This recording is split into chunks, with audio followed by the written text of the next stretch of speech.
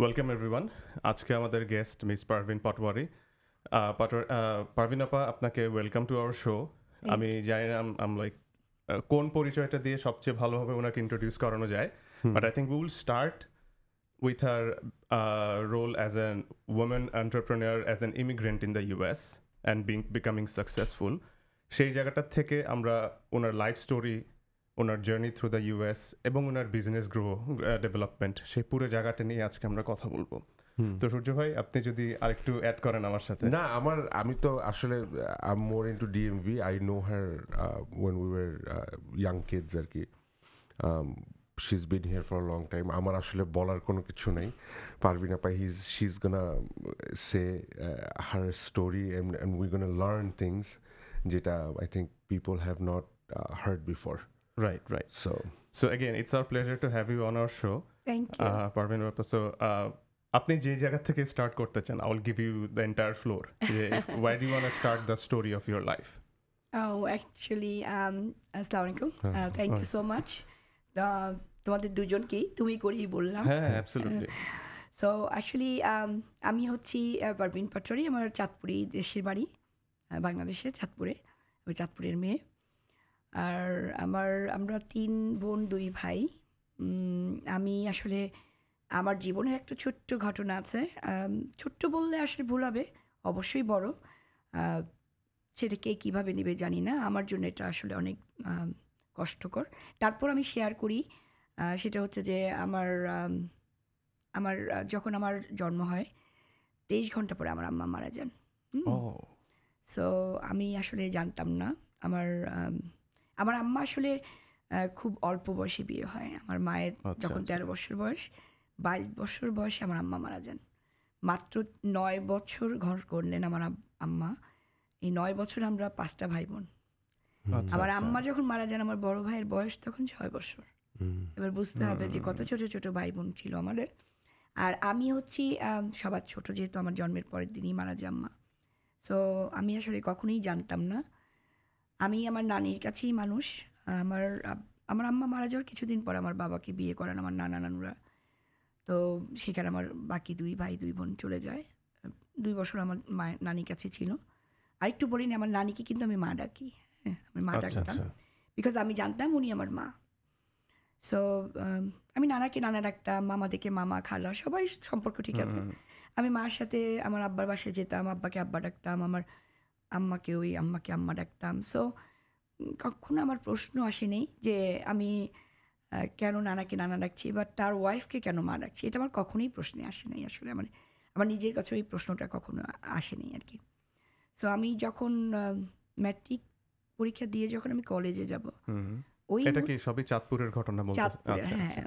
তো আমি যখন কলেজে যাব, তখন সবাই বলে যে তুমি যখন কলেজে যাচ্ছ, তুমি অনেক এখন বড় হয়ে গেছো। আমার মনে হয় নানিকে মা ডাকাটা ঠিক না, নানিকে নানিই ডাকা উচিত।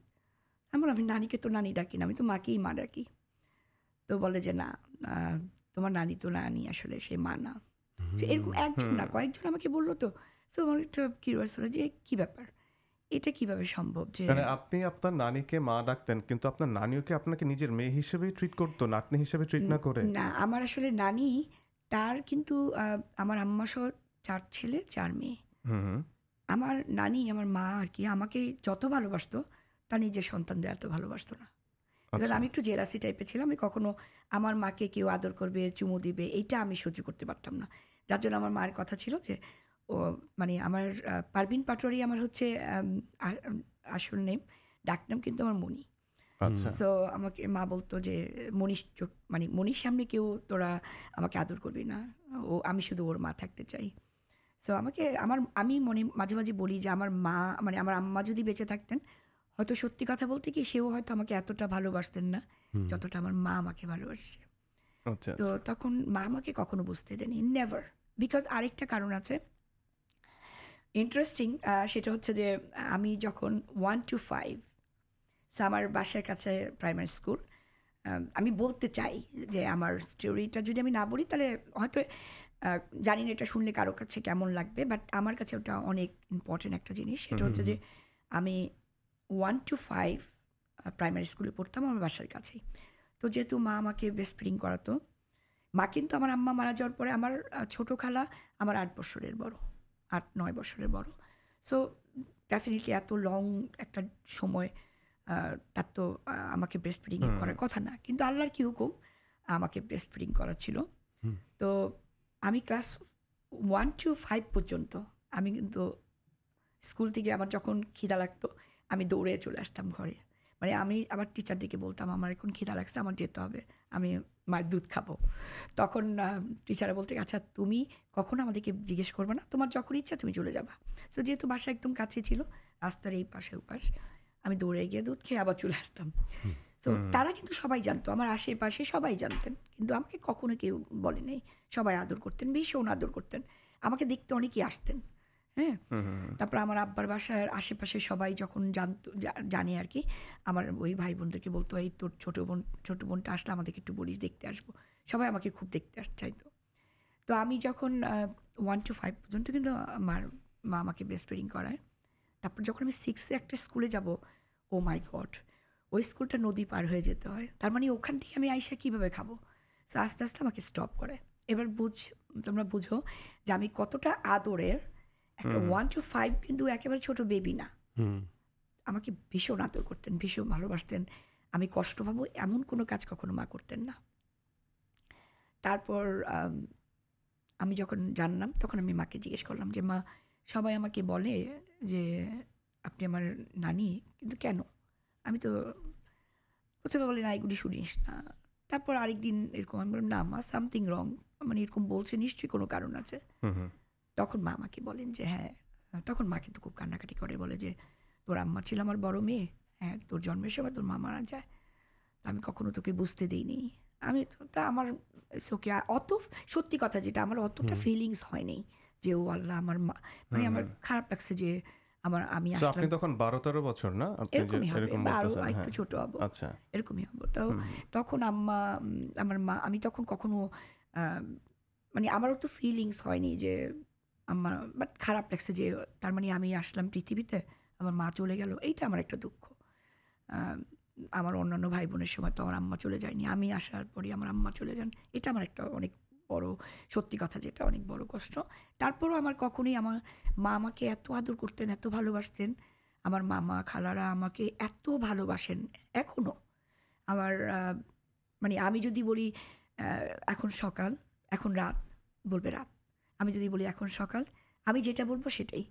মানে পৃথিবী একদিকে আর আমি একদিকে। সো এইভাবে আমি গ্রো হই আমার নানা বাড়িতে। অবশ্য সবাই জানে আমি এই বাড়ির মেয়ে, কেউ কিন্তু জানে না যে আমি এটা আমার নানার বাড়ি, মানে জানে না বলতে কেউ আমাকে কখনো বুঝতেও দেয়নি। সো এইভাবে আমার শৈশবটা চলে। তারপর স্কুল ফিনিশ করি, কলেজ ফিনিশ করি। কলেজ বলতে ইন্টারমিডিয়েট কমপ্লিট করলাম। ডিগ্রি আমি আমার ইন্টারমিডিয়েট ফার্স্ট ইয়ারে যখন আমার বিয়ে হয় আর কি। আচ্ছা, তখন আপনি চাঁদপুরেই? তখন চাঁদপুরেই। আমার হাজবেন্ড অবশ্য কবির পাটোয়ারি, সে চাঁদপুরের ছেলে। আচ্ছা আচ্ছা। তো তার আমার যেহেতু শ্বশুর চাকরি করতেন, তাদের সবার জন্মই বিভিন্ন জায়গায়, যেহেতু ব্যাংকের ম্যানেজার ছিলেন, এক একবার এক এক জায়গায় এক এক বাচ্চা। আমার হাজবেন্ড যেমন নারায়ণগঞ্জে জন্ম। সো আমার হাজবেন্ড তখন চাকরি নিয়ে চাঁদপুর আসেন। আচ্ছা আচ্ছা। চাঁদপুর আসেন। তো আমি তো কম্বাইন্ড কলেজে পড়তাম, আমার ছেলে মেয়ে কলেজ ছিল। তো আমার ফ্রেন্ড, আমার সব ক্লাসমেটরা অনেক ইন্টারেস্টিং ছিল, ওরা খুব আমাকে পছন্দ করতেন, আদর করতেন সবাই। বললাম না, আমি একটা স্পেশাল বাচ্চা ছিলাম আর কি চাঁদপুরের সবার কাছে। এখনও আমি দাদি হতে যাচ্ছি, আলহামদুলিল্লাহ, কংগ্রাচুলেশনস। Thank you. এখনও আমি চাঁদপুরের সবার কাছে আমি মনি। তো আমার কলেজেও ভীষণ আদর করতেন সবাই। তারপর যখন আমার ক্লাসমেট ছিলেন একজন, ওর মামতো ভাই, আমার বড় মামার ছেলে, আমার সাথে পড়তেন। আমার একটা ক্লাসমেট ছিল টিপু, ছেলেটার নাম ছিল। ও আমাকে বলতো সবসময়, আমার আবার ওই যে ক্লাসমেটদের সাথে যে প্রেম করা, ওটা আমি কখনই পছন্দ করতাম না, যে ওরা তো আমার ক্লাসমেট, ওদের সাথে আমার বিয়ে করতে হবে, ওদের সাথে প্রেম করতে হবে কেন, এটা আমার কখনো ব্রেনে। সো আমার ওই ফ্রেন্ডটা বলতো কি যে এই তোকে আমরা অনেক পছন্দ করি, কিন্তু তুই তো আমাদেরকে কাউকে পছন্দ করিস না, বা করবিও না, কখনো প্রেমও করবি না। সো আমার একটা বড় ভাই আছে, আমি চাই আমার ওই বড় ভাইটার সাথে তোর একটা রিলেশন হোক, আমি তোকে ভাবি ডাকতে চাই। তো আমার হাজব্যান্ডের গ্রামের বাড়ি পাশে বাড়িটা, আর আমার হাজব্যান্ড চাঁদপুরে ছিলেন তখন, চাকরি নিয়ে আসছেন, সিঙ্গারের ম্যানেজার ছিলেন, সিঙ্গার কোম্পানির। তখন ওই আমার ফ্রেন্ড আমাকে বললেন, তখন ইন্টারেস্টিং দেখি। আর যেহেতু আমি অনেক চঞ্চল একটা মেয়ে, আমার কাছে শান্ত, আমার হাজব্যান্ড ভীষণ শান্ত একটা মানুষ, ভালো লেগে গেছে। তারপর কথা, তারপর প্রেম। তারপরে আমাদের ইন্টারেস্টিং হলো কি, ওর সাথে যখন আমার প্রেম ছিল, এটা হাস্যকর হলেও সত্যি, ওর সাথে যখন আমার প্রেম ছিল একটা কোক কিনে কোনোদিন আমাকে খাওয়ায়নি, ট্রাস্ট মি। আচ্ছা আমার চাঁদপুরটা যেহেতু ছোট ছিল, পার্ক টার্ক তো আর নাই, আমাদের দেখা টেকা হতো কি হলে, সিনেমা হলে। ও হ্যাঁ, আচ্ছা আমরা আমি বলতাম, ও আসতো, তারপর যখন লাইট অফ হতো তখন ও আসতো আমার পাশে এসে বসতো। তখন তো আমি তো এটা সেটা অর্ডার দিতাম, তারপর আমরা দুজন খেতাম। অনেক সময় আমার বেশিরভাগ সময় আমার ফ্রেন্ডদেরকে নিয়ে যেতাম। তা আমার ফ্রেন্ডরা কিন্তু প্রশ্ন করতো, কী রে সবসময় তুই খালি কিনিস, ভাইয়া তো কিছুই কিনে না। তা আমি ওকে কখনো ছোটো করতাম না, বলতাম যে না, ও আমাকে আগে টাকা দিয়েছে, ওর আমার লজ্জা পায় আর কি। কিন্তু আসলে ও কখনোই এটা। তো আমি মাঝে মাঝে, আমি তখন তো যেহেতু প্রেম করতাম জিজ্ঞেস করিনি, এখন বিয়ের পরে জিজ্ঞেস করছি, আচ্ছা তুমি কখনো একটা কোকো কিনে খাওয়া নেই কেন, কারণটা কি? তো বলে কি, বলে তুমি খাওয়াইছো, এখন সেটা আবার আমি পুষিয়ে দিচ্ছি, কারণ তোমাকে, তোমার কোনো কিছু অপূর্ণ রাখি না। সো আমি তারপর তো আমাদের প্রেম, তারপর আমাদের বিয়ে। বিয়েটাও একটা ইন্টারেস্টিং, সেটা হচ্ছে যে আমার ছোটো খালা আমেরিকা থাকে। আচ্ছা তা আমার খালা আবার দেশে যাবেন, তো আগে আমার মাকে বললেন আর কি যে মা আমি দেশে আসতেছি, এদিক আমার অনেক প্রপোজাল আসতেছে। হ্যাঁ, তো আমি আমাকে খালা ফোন করে বললো যে মাকে বলছি, আমি বললাম খালা আমি তো একটা ছেলেকে পছন্দ করি, আমি তো ওকে ছাড়া বিয়ে করবো না। আমার মাকে আমি বললাম যে মা, আমার আমার আমাদের বাসায় সবার মানে সিলিং ফ্যানগুলি চেঞ্জ, আমার রুমের সিলিং ফ্যানটা আমি চেঞ্জ করিনি, ওটা অনেক হ্যাভি, অনেক আগের। তা আমি না আমার মাকে বললাম যে এই যে সিলিং ফ্যানটা, ওর সাথে যদি আমার বিয়ে না হয় এখানে কিন্তু ঝুলন্ত পাবেন আমাকে। তো মার কথা হচ্ছে, হ্যাঁ, মার কথা হচ্ছে না না না, তুই যাকে পছন্দ করিস তার সাথে বিয়ে হবে, মার একটাই কথা। ওকে, তো আমি যখন আমার খালা বললো যে একটা কাজ কর, আমি যেহেতু দেশে আসছি, তুই দেখ কিছু করা যায় কিনা। ও মাত্র চাকরি নিয়ে দেশে আসছে, মানে চাঁদপুরে আসছে। তা আমি ওকে বললাম যে আমার ছোটো খালা আসছে, তো বিয়ের জন্য একটু প্ল্যান করো। তো তখন আমার ওকে আমি বললো যে আমি তো মাত্র চাকরি নিয়ে চাঁদপুর আসলাম, আমি কিভাবে এখন এই মুহূর্তে আমার ফ্যামিলিকে বলি। তখন আমার অলমোস্ট 1 ইয়ার্সের মতো ওর সাথে আমার রিলেশন। তা আমি বললাম যে কি আশ্চর্য, প্রেম করার সময় এই জিনিসটা মনে করো নাই যে একটা এরকম সিচুয়েশান আসতে পারে। তো এনিওয়ে আমার কোনো কিছু বলার নেই, আমার তোমাকে কিছু করতেই হবে, যেহেতু খালা আসছে। তো বলে যে আমি তো মনে হয় না হবে, আব্বাকে বলা যাবে না। আমার শ্বশুর কিন্তু, আমি অনেক রাগী কিন্তু, আচ্ছা হ্যাঁ আমার অনেক রাগ। আমার হাজব্যান্ড সবসময় বলে আমার শ্বশুরও নাকি আমার মতো। আমার রাগটা আবার কেমন, এই হলো আবার মানে চলে গেল রাগটা, আমার শ্বশুর এরকম। তো আমি ও আমাকে ও বললো যে আমি জানি না কিভাবে বাসায় বলবো, মাত্র তো চাকরি নিয়ে চাঁদপুর আসলাম। তা আমার না তখন বলে কি, ফটকা তুমি আমার ফটকামি করবা, প্রেম করবা, বিয়ে করতে পারবা না, এখন বলো তোমার বাবা। দাঁড়াও, আমি আর কিছু বলিনি। তো 2-3 দিন না ওর ফোনও পিক আপ করিনি আমি। আমার যখনই ফোন আসে আমার মা ধরেন, মামিরা ধরেন, মামিরা বলে যে কবির আমরা একটু ব্যস্ত, ও একটু ব্যস্ত, কথা বলা যাবে না। তো 3 দিন পরে আমি ওর বাসায় যাই। ওর সাথে যখন আমার প্রেম ছিল, ও আমাকে একটা পুতুল দিয়েছিল, একটা বউ জামা, একটা হাজব্যান্ড ওয়াইফ, একটা নতুন নিউলি ম্যারিড, এরকম একটা পুতুল দিয়েছিল আড়ং থেকে কিনে মনে হয়। আর ও আমাকে ফুল দিত যখনই, আমি ওগুলি রেখে দিতাম, ওই স্টিকগুলি শুকায় একদম। আর একটা ড্রেস দিয়েছিল আমাকে। সো আমি ওই জিনিসগুলি নিয়ে ব্যাগে করে আমি আমাদের চাঁদপুরটা তো ছোট, তো ওই চাঁদপুরে গোপাল একটা স্বর্ণকারের দোকান ছিল, গোপালদা, উনি মারা গেছেন, আমি দোয়া করি উনি স্বর্গবাসী হন। গোপালদাকে বললাম, গোপালদা একটা কাজ কর, আমাকে না একটা আংটি দাও, যে আংটিটা নতুন, কারণ আমার বাসায় অনেক আংটি আছে আমি নিতে পারি, কিন্তু দেখলে তো বোঝা যাবে যে ওগুলো পুরনো।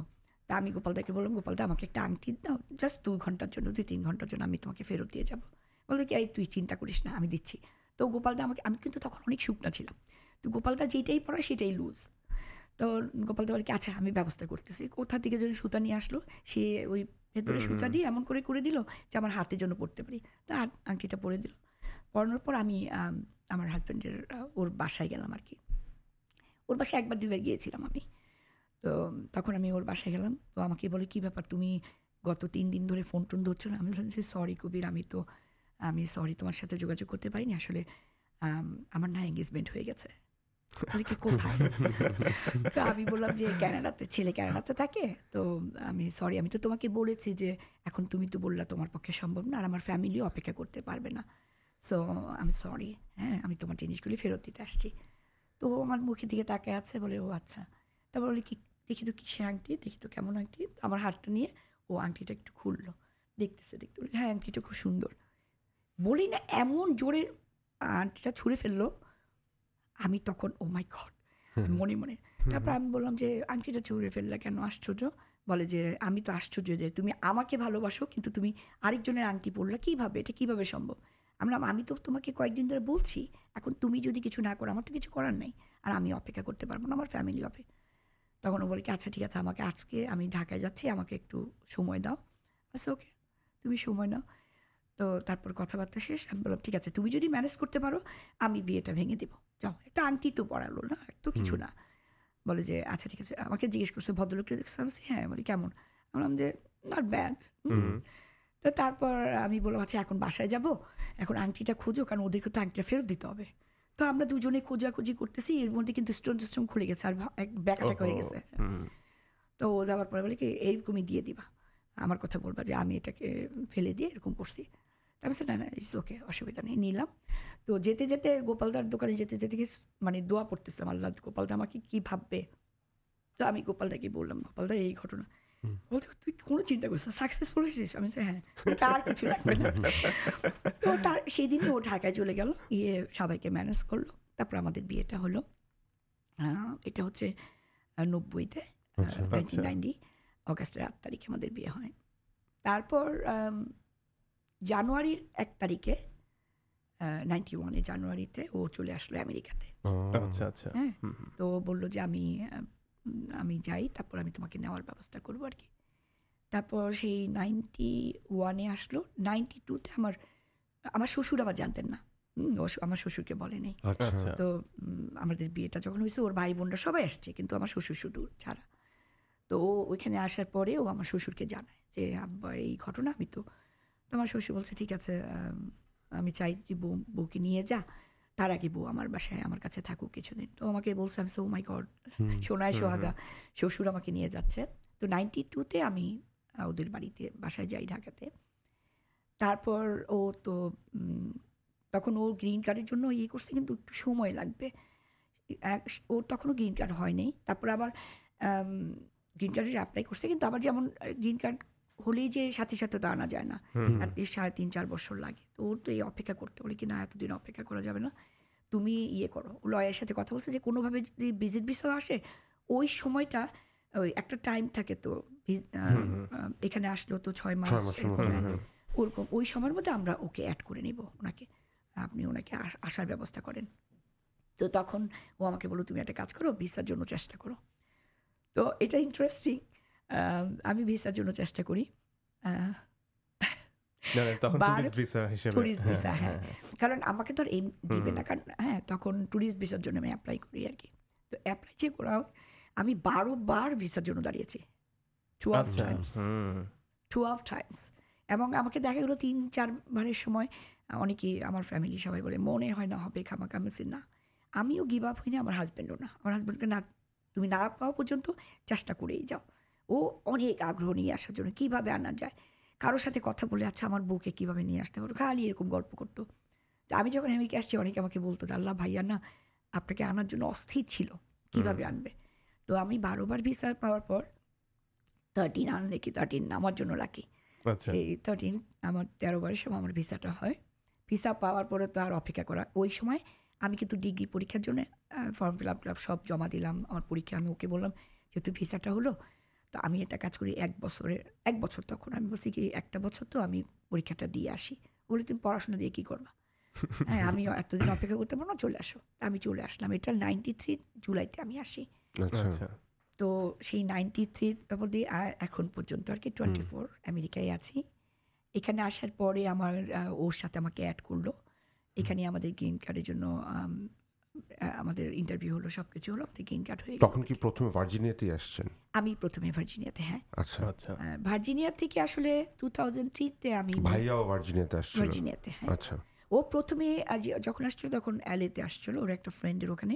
আচ্ছা আমার খালা ভার্জিনিয়াতে থাকেন, আমার খালা ওকে ফোন করলো যে তুমি একটা কাজ করো, এখানেই চলে আসো। তো আপনি এখানে এসে আপনার খালার ওখানে আসলেন? হ্যাঁ, ও তো প্রথম আমি আসার আগে আমার খালা বাসিও ছিল। আচ্ছা, আচ্ছা, খালু ওয়ার্ল্ড ব্যাংকে চাকরি করতেন। খালা দুটো ছোট ছোট মেয়ে। খালার প্রথম ছেলেটা মারা যান, তার জন্য ওকে খুব আদর করতেন। 5 দিন পরে মারা যায় আর কি। ওকে একদম নিজের ছেলের মতো ভালোবাসতেন। মানে ও যখন খালা বাসে ছিল, খালা মানে ওর কখনো কাপড় ইস্ত্রি করে পড়তে হয়নি। আমার খালা একদম বাচ্চাদের মতো ওকে টেক কেয়ার করতো। তো খালা বলছে যে না, তুমি আমার এখানেই থাকবা।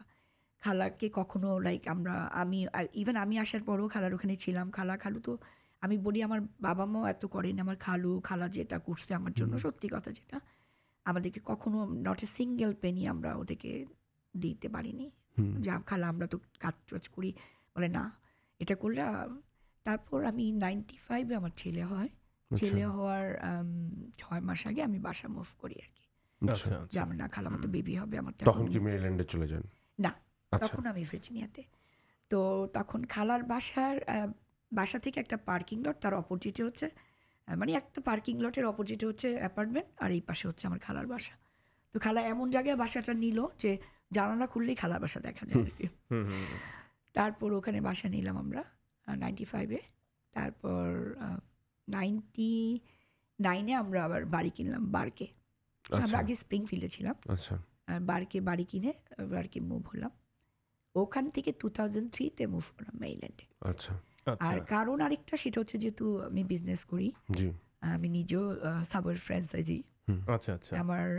আমার হাজবেন্ডের ওর অনেকগুলি সাবওয়ে ছিল, 13 স্টোর ছিল।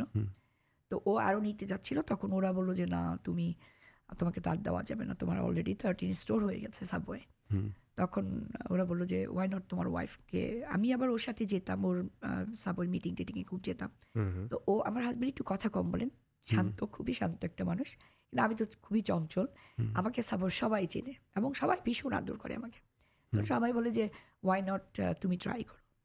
তো যেহেতু এখানে পড়াশোনা করিনি, সাবওয়েটা তো আর বললেই নেওয়া যায় না, না একটা ওয়ান্ডার টেস্ট আছে যেটাতে পাশ করতে হবে। সাবওয়ে চাইলেই কিন্তু নেওয়া যায় না, এটার জন্য আবার ওয়ান্ডার টেস্ট আছে, তারপর ট্রেনিং আছে। তা আমি ওকে বললাম যে দেখো, আমি তো এখানে পড়াশোনা করি নাই। তো বলে যে না, তুমি পারবো, আমি জানি। আমার কাছে মনে হয় আর কি, আমার চাইতে আমার হাজবেন্ডের না অনেক কনফিডেন্স যে আমি পারবো। অনেক সময় আমার কোনো কাজে আমি কি পারবো মনে হয় না, বলে না, আমার কাছে মনে হয় তুমি পারবা। অনেকটা না ওর উৎসাহে বলতে পারেন যে আমি অনেক কিছু পারি আসলে। ও বলছে আমি পারবো, তার মানে আমি পারবো। তো তখন এই সাবওয়েতে আমি অ্যাড হলাম। আমার একটা স্টোর ছিল, প্রথম স্টোর আমার হচ্ছে চেরিয়াল মেরিল্যান্ডে, আর সেকেন্ড স্টোর হচ্ছে ইউনিভার্সিটি অফ মেরিল্যান্ড, মেরিল্যান্ড ইউনিভার্সিটির ভেতরে। তো ওইটা অবশ্য বিক্রি করে ফেলছি। আমার হাজবেন্ড হার্ট অ্যাটাক করার পরেই আমি বিক্রি করে ফেলছি, বিকজ ও হার্ট অ্যাটাকের পরেই কিন্তু ড্রাইভিং করা একদম টোটালি বন্ধ। আচ্ছা। তো তারপর আমার হাজবেন্ড সাবওয়ে, ওর আবার আমেরিকাস বেস্ট উইং দেওয়ার ইচ্ছে। তখন সাবওয়ে বললো যে না, তুমি যদি ওটা দাও তাহলে আমাদেরকে রয়্যালটি দিতে হবে। তা আমার হাজবেন্ড বলছে যে আমি তো তোমাদের কোনো লগো ইউজ করছি না, আর এটা তো সাবের সাথে উইংসের সাথে কোনো সম্পর্ক নাই। তখন আমার হাজবেন্ড বলছে না, আমি দরকার সাবওয়ে বিক্রি করে ফেলবো, আমি আর সাবওয়েতে থাকতে চাই না। তখন ও বিক্রি করে ফেললো। তা আমি আর আমার দুইটা বিক্রি করিনি। তো ওই আমার হাজবেন্ড যখন হার্ট অ্যাটাক করে, তখন ওই একটা স্টোর বিক্রি, সেকেন্ড স্টোরটা যেটা ইউনিভার্সিটি অফ মেরিল্যান্ড, ওটাতে আমি কাজ করতাম। করতাম কেন, সব স্টুডেন্টরা না, ওইটাও একটা ইন্টারেস্টিং যে আমি যখন ওখানে কাজে যেতাম, সকাল 10টা থেকে 3টা পর্যন্ত কাজ করতাম। সব বাচ্চারা দেশ থেকে পড়াশোনা করতে আসছে, ওরা বসে বসে অনেক সময় দেখতাম মা বাবার সাথে কথা বলতো, কান্নাকাটি করতো। আমি কি ওদের খুব আদর করতাম, কুকে টুকে দিতাম, ওদেরকে বলতাম মন খারাপ করবা না। তারপরে ওরা এমন হয়েছে না, ওই সব বাচ্চাগুলি আমাকে মা ডাকতো। সবাই আসলে মা হাউ আর ইউ, তারপর হিন্দিতে বলতো। আমি তো হিন্দি অত বলতে পারি না, তো বুঝতাম। তো তারপর ওর হার্ট অ্যাটাকের পর যখন বিক্রি করে ফেললাম, তখন আমার ফার্স্ট স্টোরটা এখনো আছে। হ্যাঁ, তারপর তো আমার হাজবেন্ডের সাথে আমি ইনভলভ উইথ অল দ্য মানে আদার বিজনেসের সাথে। আমাদের যেমন আমেরিকাস বেস্ট উইং আছে, তারপর আমাদের আছে কুইকওয়ে হিবাচি জাপানিজ রেস্টুরেন্ট। আর আমরা ইদানিং আবার একটা ফ্র্যাঞ্চাইজ করেছি আমাদের ওন, ওন ব্র্যান্ড। আচ্ছা, নিজস্ব ব্র্যান্ড। হ্যাঁ, সেটা আপু হচ্ছে আমাদেরকে যদি আপনি 93-5 থেকে এই যে ফার্স্ট যে সাবওয়েটা প্রথম যে স্টোরটা এখনো রেখে দিয়েছেন ওইটার জার্নিটা কিরকম ছিল? Today's episode of Pinikrum Podcast is proudly sponsored by Nick Rowan, your trusted realtor in the DMV area. Whether you're buying your first home, looking to invest, or navigating the housing market, Nick brings expertise and personalized service to every step of the process. With a deep understanding of the community and a commitment to help Bangladeshi Americans and beyond, Nick is the go-to professional for all your real estate needs. Ready to find your dream home or the next big investment? Contact Nick today and take the first step towards your real estate goals. না, অবশ্যই আমি বলি, আমি যখন 93-তে আসলাম তখন ওর যে green card, আমার uncle aunty ওনারা, আমার খালা খালু না, ও একটা কাজে ঢুকলেন, ওই ভদ্রলোকের ওনার দোকান ছিলেন, গোল্ডের দোকান ছিলেন, আচ্ছা গোল্ড প্লাস ডিপার্টমেন্টাল টাইপের স্টোর ছিল। তো উনি অ্যাপ্লাই করছিল আমার হাজব্যান্ডের জন্য আর কি। আচ্ছা তো উনি একবার বাংলাদেশে গেছেন, তখন আমি বাংলাদেশে ছিলাম। আমার হাজব্যান্ড বলছিল তুমি আঙ্কেল আন্টির সাথে দেখা করো। সো আন্টি আঙ্কেল আমাকে ওখানে দেখে এত পছন্দ করেছে, আইসে বললো যে কবির, তোমার ওয়াইফকে মনে হলো যে অনেক স্মার্ট, তুমি কিন্তু আমাকে কথা দাও যে সে আসলে আমার কিন্তু একটা স্টোর আমি তার জন্য রেডি করে রাখবো। আচ্ছা, তা আমার হাজব্যান্ড একটাতে করতেন, আমি একটাতে করতাম। তা আমি আসার 9 দিনের দিন আমি কাজে ঢুকি। সো আপনার ওই অন্টারপ্রেনারিয়াল জিনিসটা প্রথম থেকেই হ্যাঁ, আর আসলে কি শুধু এইটাই না, ও যখন বাংলাদেশের সিঙ্গারে ছিলেন তখন তো আমেরিকায় ও চিন্তা করেনি, আমিও চিন্তা করিনি যে আমরা বাইরে আসবো। তখনও আমি ওকে বলতাম যে আমার না তোমার সাথে আমি চাকরি করবো, মানে আমরা দুজনে একটা সংসার দুজনেই গোছাবো, হ্যাঁ, তুমি একা করবে কেন? তো ওরও প্ল্যান ছিল যে হ্যাঁ, যদি আমি সিঙ্গারে আমি দেখি। ওর আবার সিঙ্গার একজন বড় ভাই ছিলেন সিদ্দিক ভাইয়ের সাথে আলাপও করেছিল যে সিদ্দিক ভাই আমি মনিকে, তো সিদ্দিক ভাই আমাকে ভীষণ পছন্দ করতেন। তো আমি যদি দেশে থাকতাম হয়তো আমি সিঙ্গারের সাথে অ্যাড হতাম আর কি ওর সাথে। তারপর আমি যখন কাজ শুরু করি আঙ্কেল স্টোরে, আমি কিন্তু 7 days a week কাজ করতাম। সো আমাদের তখন তো অলরেডি আপনার ছেলে মেয়ে হয়ে গেছে। আমি এটা 93, আমার 95 আমার ছেলে হয়। আচ্ছা আচ্ছা। তো আমরা ছিলাম ভার্জিনিয়াতে, আঙ্কেলের স্টোর ছিল মেরিল্যান্ডে, হ্যাঁ, অক্সিনিলে, আর আমি করতাম পেন্টাগনে, ভার্জিনিয়া। আচ্ছা। তো যেহেতু 9টা দোকান খুলতে হবে, তো আমার ঘর থেকে বের হতাম আমি 4:30-4টার দিকে বের হয়ে যেতাম ভোর, কারণ যেতে অনেক সময় লাগতো, তখনও অনেক জ্যাম ছিল। আমি এসে আবার আমি ড্রাইভ করতাম, ও তখন বাসে আসতো, যেত আমার না অনেক খারাপ লাগতো। দেখতাম অনেক সময়, আসলে আজকে আমরা যে এইটুকু আসছি না, আমার খুব ভালো লাগে যে আমাদের কষ্টের ফল এটা। আমি দেখতাম যে স্নোর সময় আর কি, দেখতাম ও আলাদা একটা প্যান্ট নিয়ে যেত, কারণ স্নোতে ভিজে যেত, তবে ওখানে গিয়ে প্যান্টটা চেঞ্জ করতো। তখন আমার না একটু এসে আমার খারাপ লাগছে, আমি বলছিলাম যে আমার ড্রাইভিং করাটা খুব জরুরি। আমি আঙ্কেলকে বললাম, আঙ্কেল আমি ড্রাইভিং করতে চাই, আমাকে একটা গাড়ি কেনার ব্যবস্থা করে দেন। তা আঙ্কেল আমাকে গাড়ি কিনে দিল, বলল যে গাড়ির জন্য প্রতিদিন আমাকে $10 করে তুমি দিবা, হ্যাঁ। তা আমাকে না, আমি যে কাজ করতাম সকাল থেকে রাত পর্যন্ত $50 পেতাম আর কি। আচ্ছা, হ্যাঁ, তো সেখান থেকে আবার $10 উনি কেটে রাখতেন এই গাড়ির জন্য। এটা কেন আমি বলছি, কারণ এইটা হচ্ছে অনেকে বলতে চায় না, আমার ভালো লাগে বলতে যে না, আমি যে এতটুকু আসছি। আমরা আরেকটা কথা কি, যেহেতু আমাদের এটা তো একটা লেসন, হ্যাঁ, এটা বিশাল লেসন। হ্যাঁ, আরেকটা জিনিস কি, আমার এবং আমার হাজবেন্ডের ফ্যামিলি অনেক আল্লাহর মতো আলহামদুলিল্লাহ, দে আর ইয়েস, আমারও। কিন্তু যেহেতু আমরা দুজনকে ভালোবেসে বিয়ে করেছি, আমরা পালিয়ে না, যদিও ফ্যামিলি, বাট আমরা কারো হেল্প নিব না, আমরা যা কিছু করবো দুজনেই করবো, এটা আমাদের দুজনেরই প্ল্যান ছিল। আমরা ইচ্ছে করলে অনেকে যেমন আছে না, যে যেমন আমি যেভাবে মানুষ হয়েছি, আমার মা অনেক বলছে যে দরকার হেল্প করি, তোরা একটু কিছু করার না, আমরা দুজনে করবো, কিচ্ছু করতে হবে না, আর আপনার দোয়া থাকলেই হবে। আমার মা ভীষণ আদর করতেন, ভীষণ দোয়া করতেন আমাকে। তো পরে আমি বললাম যে না, আমরা কাজ করবো, জাস্ট কাজ করবো। তার আঙ্কেল আমাকে $50, সেখান থেকে $40 হয়ে গেল, হ্যাঁ, যেহেতু $10 করে কাটতো। তারপর আমি এরকম ভার্জিনিয়ার দিকে যেতাম মেরিল্যান্ডে, ওকে ড্রপ করে দিয়ে আমি আবার ভার্জিনিয়াতে আসতাম, যেহেতু আমার কাজ। ঠিক আবার দোকান রাত্রে 9টায় বন্ধ হতো, ক্লোজ করতে করতে 10টা। তারপর ওখান থেকে মেইল্যান্ডে প্রায় 1.5 ঘন্টা 1.5 ঘন্টা লাগতো। ওখান থেকে ওকে পিক আপ করে বাসায় আসতে আসতে প্রায় 12টা 12:30 বাজতো। এসে আবার একটু রান্না করতাম, তারপরে সপ্তাহে একদিন কাপড় মেশিনে দিতাম, মানে ওয়াশারে ড্রায়ারে। তো সেটা আমাদের অ্যাপার্টমেন্টের নিচেই ছিলেন, অসুবিধা হয়নি। প্রথম তো আমার খালার বাসায় ছিলাম, মানে অত কষ্ট করতে হয়নি। তারপর যখন বাসা নিলাম আর কি, তখনকার এটা তো মানে লাইফটা ছিল এরকম যে আমার 7 days a week কাজ ছিল, আমার হাজবেন্ডও 7 days a week কাজ, দুইজন দুইটা স্টোর সামলাচ্ছেন তখন। হ্যাঁ, আবার ইভেন আমার হাজবেন্ডও 7 days a week কাজ করতেন। শুধু যেদিন আমি আমেরিকা আসলাম সেদিন আমার হাজবেন্ড আঙ্কেল বললো, আঙ্কেল ও তো আসবে, আমি ওর জন্য, আঙ্কেল বলছে তুমি চাইলে পুরো দিন বা 2 দিন অফ নাও। আমরা তখন ও চিন্তা করছে অফ নেওয়া মানেই তো টাকা, একটা দিন টাকাটা কেটে যাবে না, দরকার কি। আর ও জানে আমি ওরকম ওই টাইপের মেয়ে না যে আমার একদম থাকতে হবে, কেন থাকো নাই, ও জানে। সো ওই দিন হাফ ডে অফ নেয়, নিয়ে আমাকে এয়ারপোর্ট থেকে আনতে যায়, পরের দিন আবার সকালে কাজে যায়। তো আমি তো ওর কষ্টটা দেখলাম, আমারও মনে হয় যে হেল্প করা দরকার, দুজনে মিলেই করি। তারপর তো 7 days a week কাজ করতাম। সূর্যের মুখ, কিন্তু সূর্য ওঠার আগেই যেতাম, সূর্যের মুখ আর দেখা হতো না। তো দেখা গেল আমার 3.5-4 বছর তো আমি কন্টিনিউ এভাবে কাজ করি। আমার ছেলে হওয়ার পরও আমি কাজ করছি প্রায় 94 পর্যন্ত। আমি তো 94 না 95। হ্যাঁ, তখন আপনার ছেলের ডে কেয়ারে দিতেন বা কিছু? না না না, আমার ছেলে যখন আমি বলি ওই আমি তো কাজে যেতাম। সো আমার যেদিন আমার মানে লিভার পেন হয় আমার কাজে থাকা অবস্থায়, আচ্ছা আচ্ছা। তো আমি কবিকে বললাম, কবির আমার খারাপ লাগছে।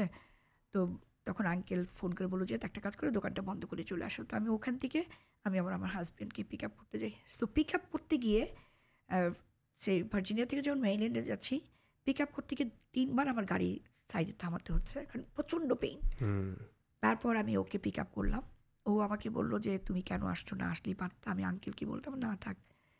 ঠিক আসার সময় একই অবস্থা, তখন আমার 3-4 বার গাড়ি সাইডে পার্ক করতে হয়েছে। তারপর কোনো রকম খালার বাসার সামনে এসে পার্ক করি, আমাকে খালা নিয়ে গেল হসপিটালে। এরকম করে আমার এই লেবার পেনটি কিন্তু প্রায় অলমোস্ট লাইক 10-12 টাইমস আমি হসপিটালে গেছি। ওরা আমাকে ব্যাক করে পাঠাইছে বাসায় যে nothing, so we have to wait. So 4 days আমার পেন ছিল। সো 4 days পরে আমার ছেলে হয়। তো তারপর আমার ছেলে হওয়ার পর আমি বললাম খালা আমার তো কাজে আবার ব্যাক করতে হবে। আমি ঠিক ছেলে হওয়ার 2 সপ্তাহ পরে, 2 সপ্তাহ না ঠিক 12 দিন পরে আমি খালাকে বললাম, খালা আমার তো কাজে যেতে হবে। খালা বলে ঠিক আছে, অসুবিধা নেই, আমার কাছে দিয়ে যা। তো খালার কাছে আমার বাচ্চা রেখে যেতাম আর কি। খালা নিজেও বেবি সিটিং করতেন তখন, কারণ খালু যেহেতু অলমেকে থাকে, খালারা বাইরে কাজ করতে পারবে না, তো খালা বেবি সিটিং করতেন। তো খালা বলে কিন্তু কোনো অসুবিধা নেই, কিন্তু আমার বাচ্চার জন্য কিন্তু আমি খালাকে নট এ সিঙ্গেল পেনি, কখনোই খালু নেয়নি। মানে সোজা কথা আমার নাতি ফ্যামিলির মতো করে। তো আমার ছেলেরা, আমার বড় ছিল এখনো মনে করে খালা হচ্ছে তার আসল মা, আমি হচ্ছে দ্বিতীয় মা। তো যাই হোক, তারপর তো অনেক দিন এইভাবে গেল। তারপর আমি একটা সময় আমি না যখন কাজে যেতাম, এর মধ্যে ওই যে বললাম না আমার সূর্য আমার তো আমার একটু শরীরটা খারাপ হয়ে গেল। আমি একবার ডাক্তার কাছে এলাম, ডাক্তার বলল যে না, তার ভিটামিন সি ভিটামিন ডি তার বডিতে খুব জরুরি। তারপর আমি ভাবলাম যে না, আমাদের তো কাজের দরকার, আসলে চিন্তা করলে তো হবে না। তবে ওইসব কেয়ার করিনি। হ্যাঁ, মানে এটা ফিজিক্যাল ইমপ্যাক্ট আছে, তাই না? আমি সানলাইট পাচ্ছে না, ভিটামিন ডি ডেফিসিয়েন্সি হয়ে গেছে বডিতে, হুইচ ইজ অরেগানো হয় অনেকের। তো আমার তখন তারপরও কিন্তু আমি কাজ ছাড়িনি না, আমি স্ট্রং, মেন্টালি আমি খুব স্ট্রং। আমার হাজব্যান্ড বলতো যে কি চিন্তা ভাবনা করছে, আমি না আমি ফাইন। তারপর আমার যখন কাজে যেতাম, আমি তো আমার বাচ্চাকে ব্রেস্ট ফিডিং করতাম। তো আমি ব্রেস্ট ফিডিংয়ের জন্য একটা মেশিন আছে, তো আমি নিয়ে যেতাম ওটা। তো যখন আমি বাথরুমে গিয়ে করতাম, তখন না আমার খুব মানে খারাপ লাগতো যে কি একটা দেশে আসলাম, নিজের সন্তানকে ব্রেস্ট ফিডিং করতে পারছি না। তখন আমি প্রচণ্ড কাঁদতাম, না কি আল্লাহ কোথায় আসলাম। তারপর পরবর্তী মনে হতো যে না, নিশ্চয়ই আমার মতো অনেকেই এইভাবে আছেন, এটাকেই স্বাভাবিকভাবে নিয়েছি, এবং এই কষ্টের জীবন আমি জানি একটা সময় আমাদের সুখ আসবে। তারপর আবার ফোন করতাম খালাকে, কিশুকে, আমার বড় ছেলের নাম কিশু, খালা কিশুকে একটু ফোনটা ওর কানের কাছে দে, তো ঘুমাচ্ছে। আমার ছেলে কিন্তু ছোটবেলাও নাক ডাকতো, তো ওই ওর হ্যাঁ ওর শব্দ শুনতাম, ওর নিঃশ্বাস শুনতাম, ওর নাক ডাকা শুনতাম ফোনের মধ্যে, আর কন্টিনিউ কান্নাকাটি করতাম। তা আমার কাস্টমাররা কিন্তু এরকম ছিল, সবাই জানতো আমাকে ভীষণ। আমি না এত লাকি আলহামদুলিল্লাহ, যে আমি কতটা লাকি হলে আমেরিকানরা আমাকে প্রচণ্ড ভালোবাসতেন, প্রচণ্ড আদর করতেন। আমি আমার কাজের জায়গায়ও সবাই সবসময় সান্ত্বনা দিতেন। খালা এক সময় বললো কি, আমার মনে হয় যে তুই কাজটা ছেড়ে দে, আমার তো বেবি আছে, আমি আমার একটা বাচ্চার মাকে বলি, ওর ইন্ডিয়ান একটা মহিলা ছিল, ওর একটা ছেলে একটা মেয়ে, বলে কি ওকে বলি ওর বাচ্চা তুই টেক কেয়ার কর। তাই বললাম ঠিক আছে। তখন আমি এই কাজ শুরু করলাম। প্রথমে খালার ওই বেবি সিটিং দিয়ে শুরু করলাম। সপ্তাহে $100 দিত, $200 পেতাম আর কি। তো শুরুটা এইভাবেই। এখন বেবি সিটিং কি এক্সপেন্সিভ। হ্যাঁ, কিন্তু তারপরে না আমার ভাগ্যটা, আমি বেবি সিটিং এর জন্য অ্যাপ্লাই করলাম। খালা বললো কি এভাবে তো আর হয় না, তুই অ্যাপ্লাই কর। তো আমি অ্যাপ্লাই করলাম। আমার খালা কিন্তু প্রাইভেট বাচ্চা করতো, সত্যি কথা যেটা। আমি যখন অ্যাপ্লাই শুরু করলাম, অ্যাপ্লাই করার পর না আমার যে ইন্সপেক্টর আসলো, যে সোশ্যাল ওয়ার্কার আসলো, সে এসে আমাকে, তো আমার যেহেতু সব কিছু ট্র্যাক করে, তো সে এসে না আমাকে তার এত ভালো লাগছে, সে বলছে ডোন্ট ওয়ারি, তুমি বাচ্চাদের জন্য তোমাকে কোনো একটা দিতে হবে না, আমি আমার কাউন্টির বাচ্চা তোমাকে দেবো। আচ্ছা আচ্ছা, ওটা একটা বিশাল একটা হেল্প ছিল আপনার জন্য। ওরা তো কাউন্টির বেবিগুলি তো মোস্ট অফ তো ওদের মানে লাইক সিঙ্গেল মাদার, ওদের তো পেমেন্টটা অনেক বেশি আর কি। সো আমি তখন ওরা আমাকে 5টা বাচ্চা দিল। তো 5টা বাচ্চা আমার $2,500, তখনকার সময় অনেক টাকা। হ্যাঁ, আর ও আমাকে বললো তুমি একটা কাজ করো, তুমি ওদেরকে খাওয়ার ব্যবস্থা করো তোমার বাসায়, ফুডের সিস্টেম করো। আমি বললাম এটার জন্য কী করতো, এটার জন্য আবার অ্যাপ্লাই করতো। আমি এটাও করলাম। করার পরে ওই একদম একটা মেনু ছিল, যে প্রতিদিনকার মেনু 30 ডেজের। সো ওই মেনু অনুযায়ী আমাকে খাওয়াগুলি খাওয়াতে হতো আর কি। আচ্ছা, ওটা আপনার বানাইতে হতো খাওয়াগুলি? হ্যাঁ, মানে বানাইতে হতো কি, যে এটার জন্য আমার $1,000 আমি পেতাম মাসে। তা আমার 2,500, এখানে 1,000, $3,500। এর মধ্যে কিন্তু দেখা গেল খুব বেশি $300 কি $400 আমার খরচ হতো এই খাওয়াগুলির জন্য, কিন্তু আমাকে দিত $1,000। হ্যাঁ, আর ওদের আবার সিস্টেমটা ছিল যে ওরা হঠাৎ করে আসবে, কিন্তু ইন্সপেকশন, হ্যাঁ ইন্সপেকশন, আর হঠাৎ করে আসবে যে আজকে মেনুতে যেটা আছে সেটা খাওয়াচ্ছে কিনা, সেটা খাওয়াচ্ছেন কিনা। এবং ওরা কিন্তু দেখা গেল মর্নিং স্ন্যাক্স, AM স্ন্যাক্সে আসতো, কোনোদিন PM স্ন্যাক্সে আসতো, কখনো ব্রেকফাস্টের সময় আসতো, কখনো লাঞ্চ, মানে এরকম ছিল আর কি। কিন্তু আরেকটা কথা বলি, সেটা হচ্ছে যে আমি এই $2,500 পেতাম ঠিকই, আমার ভাগ্যটা জানি না কেন, আমার না ওই 9 to 5 না, এই 5টা বাচ্চা দিনরাত 24 ঘন্টা, কেমন না 24 ঘন্টা থাকতো না। যেমন একটা বাচ্চা আসতো সকালে 8টায়, বিকালে 6টায় যেত বা 5টায় যেত। একটা বাচ্চা আসতো বিকালে 4টায়, সেটা রাত্রে 2টায় যেত। একটা রাত্রে 10টায় আসতো, সেটা ভোর 6টায় যেত। মানে আমার না ঘুরে ঘুরে ওই 24 আওয়ার ছিল, কারণ তাদের বাবা মারা বিভিন্ন শিফটে কাজ করে, সো তাদের বিভিন্ন সময় আমাকে আমার ওই ভদ্রমহিলা বলছে আমাকে যে তুমি কি এভাবে করলে কিন্তু তুমি বাচ্চা পাবা। আমি বলছি আমার কোনো অসুবিধা নেই, যেহেতু আমি বাইরে কাজ করবো না। তখন আমি শুরু করলাম। তো আমার লাইফটা ওরকমই, যে 7 days a week কাজ করতাম বাইরে, সূর্যের মুখ দেখিনি, কিন্তু এই 7 days a week দিন রাত বেবি সিটিং করতাম। যেমন অনেকে আমাকে ইনভাইট করতো, আমি যেতে পারতাম না। তারপরে হয়তো কোনো একটা রোববারে হয়তো আমি মানে অনেক সময় বাচ্চাদেরকে বলতাম, খুব ইম্পর্টেন্ট হলে বলতাম। ঠিক আগেও যখন কাজ করতাম এরকম দাওয়াত দিলে যেতে পারতাম না। অনেক সময় অনেকে বলতো কী ব্যাপার, খালি টাকাকেই চেনো, ডলারটাই চেনো, দাওয়াত দিলে তো আসো না, একটু সামাজিকতাও রক্ষা করবো। আমি বললাম যে একটা সময় করব, এখন করছি আসলে।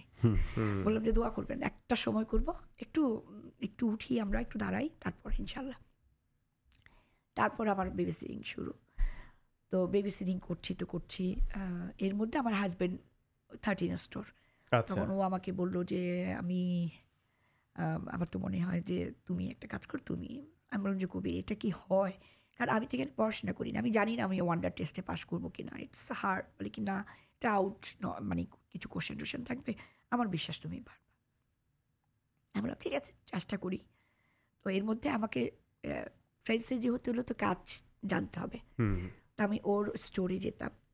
হ্যাঁ, ওর স্টোরে গিয়ে কোনোদিন ওপেনিং, কোনোদিন ক্লোজিং শিখতাম। তারপরে কখনো মানে ওরকম বেবি সিটিংয়ের ওই সময়টা আমি আবার ওদের কাছে বলতাম যে আমি এই সময়টা থাকতে পারবো না। হ্যাঁ 2-3 ঘন্টা এসে ওইভাবে আমি কয়েকদিন 1 মাসের মতো কাজ শিখলাম। শেখার পরে আমি ওয়ান্ডার টেস্টে গেলাম।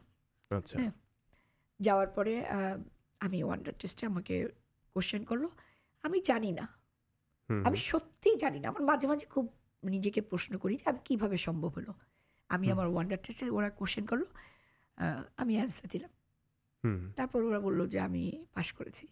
আচ্ছা হ্যাঁ, তারপর ওরা আমাকে বললো যে লোকেশন দেখো কোথায়। তারপর আমি লোকেশন দেখলাম ইয়েতে মেইল্যান্ডে। আচ্ছা তা আমাদের বেশিরভাগ স্টোরগুলি আমাদের বিজনেস বেশিরভাগই মেইল্যান্ডে। তখন আমি টেস্টে গেলাম ইয়েতে ক্যারেক্টিকারে 2 উইক্সের ইয়ে থেকে ট্রেনিং। ওনাদের 2 উইক্স আর যারা ম্যানেজার তাদের 1 উইক্স। সো 2 উইক্স আমি ওখানে ছিলাম, হোটেলে ছিলাম। এরকম সকাল 8টা থেকে বিকাল 4টা পর্যন্ত ক্লাস হতো। তারপরে 5টা থেকে 5টা 5:30 থেকে কাজে যেতাম। 33 এই 2 উইক্সে আমাকে 33 উইকস আমাকে 3 আওয়ার্স কাজ করতে হবে। অলমোস্ট 33 to 40 আওয়ার্স কাজ করতে হবে। আচ্ছা তো আমি ওই 2 উইকস আমি ওরকম যেতাম, কাজ করতাম। তারপর পরীক্ষা দিলাম। আমি ইটস রিয়েলি মানে আর সবচেয়ে এই ইয়েটা আপনার ইনভেন্টরিটা তো ছিলই। তারপর আবার আপনার এই প্রত্যেকটা জিনিস ছিল ম্যানুয়াল। মানে কি যে সময় লাগতো এখানে। তারপর তো আমি দোকান নিলাম, সেটা প্রথম মেইল্যান্ডে নিলাম যে শপিং সেন্টারে। তো সেখানেও আমি কাজ করতাম। তারপরে এইখান থেকে গিয়ে আমার কাজ করতে হতো। তখন তারপর আমি ওই বেবি সিটিং তখন স্টপ করে দিলাম। বললাম যে আমি তো বিজনেসে শুরু হয়েছে, আমি আর তখন আপনারা বার্ক থেকে মুভ হয়ে মেরিল্যান্ডে চলে গেলেন? না, বার্কের থেকে আমি তখন বাড়ি তখন ওইখানে আমার সিঙ্গেল হাউস ছিল ছোট। তখন মেইল্যান্ডে আমার বাড়ি অর্ডার দিলাম আর কি আমরা।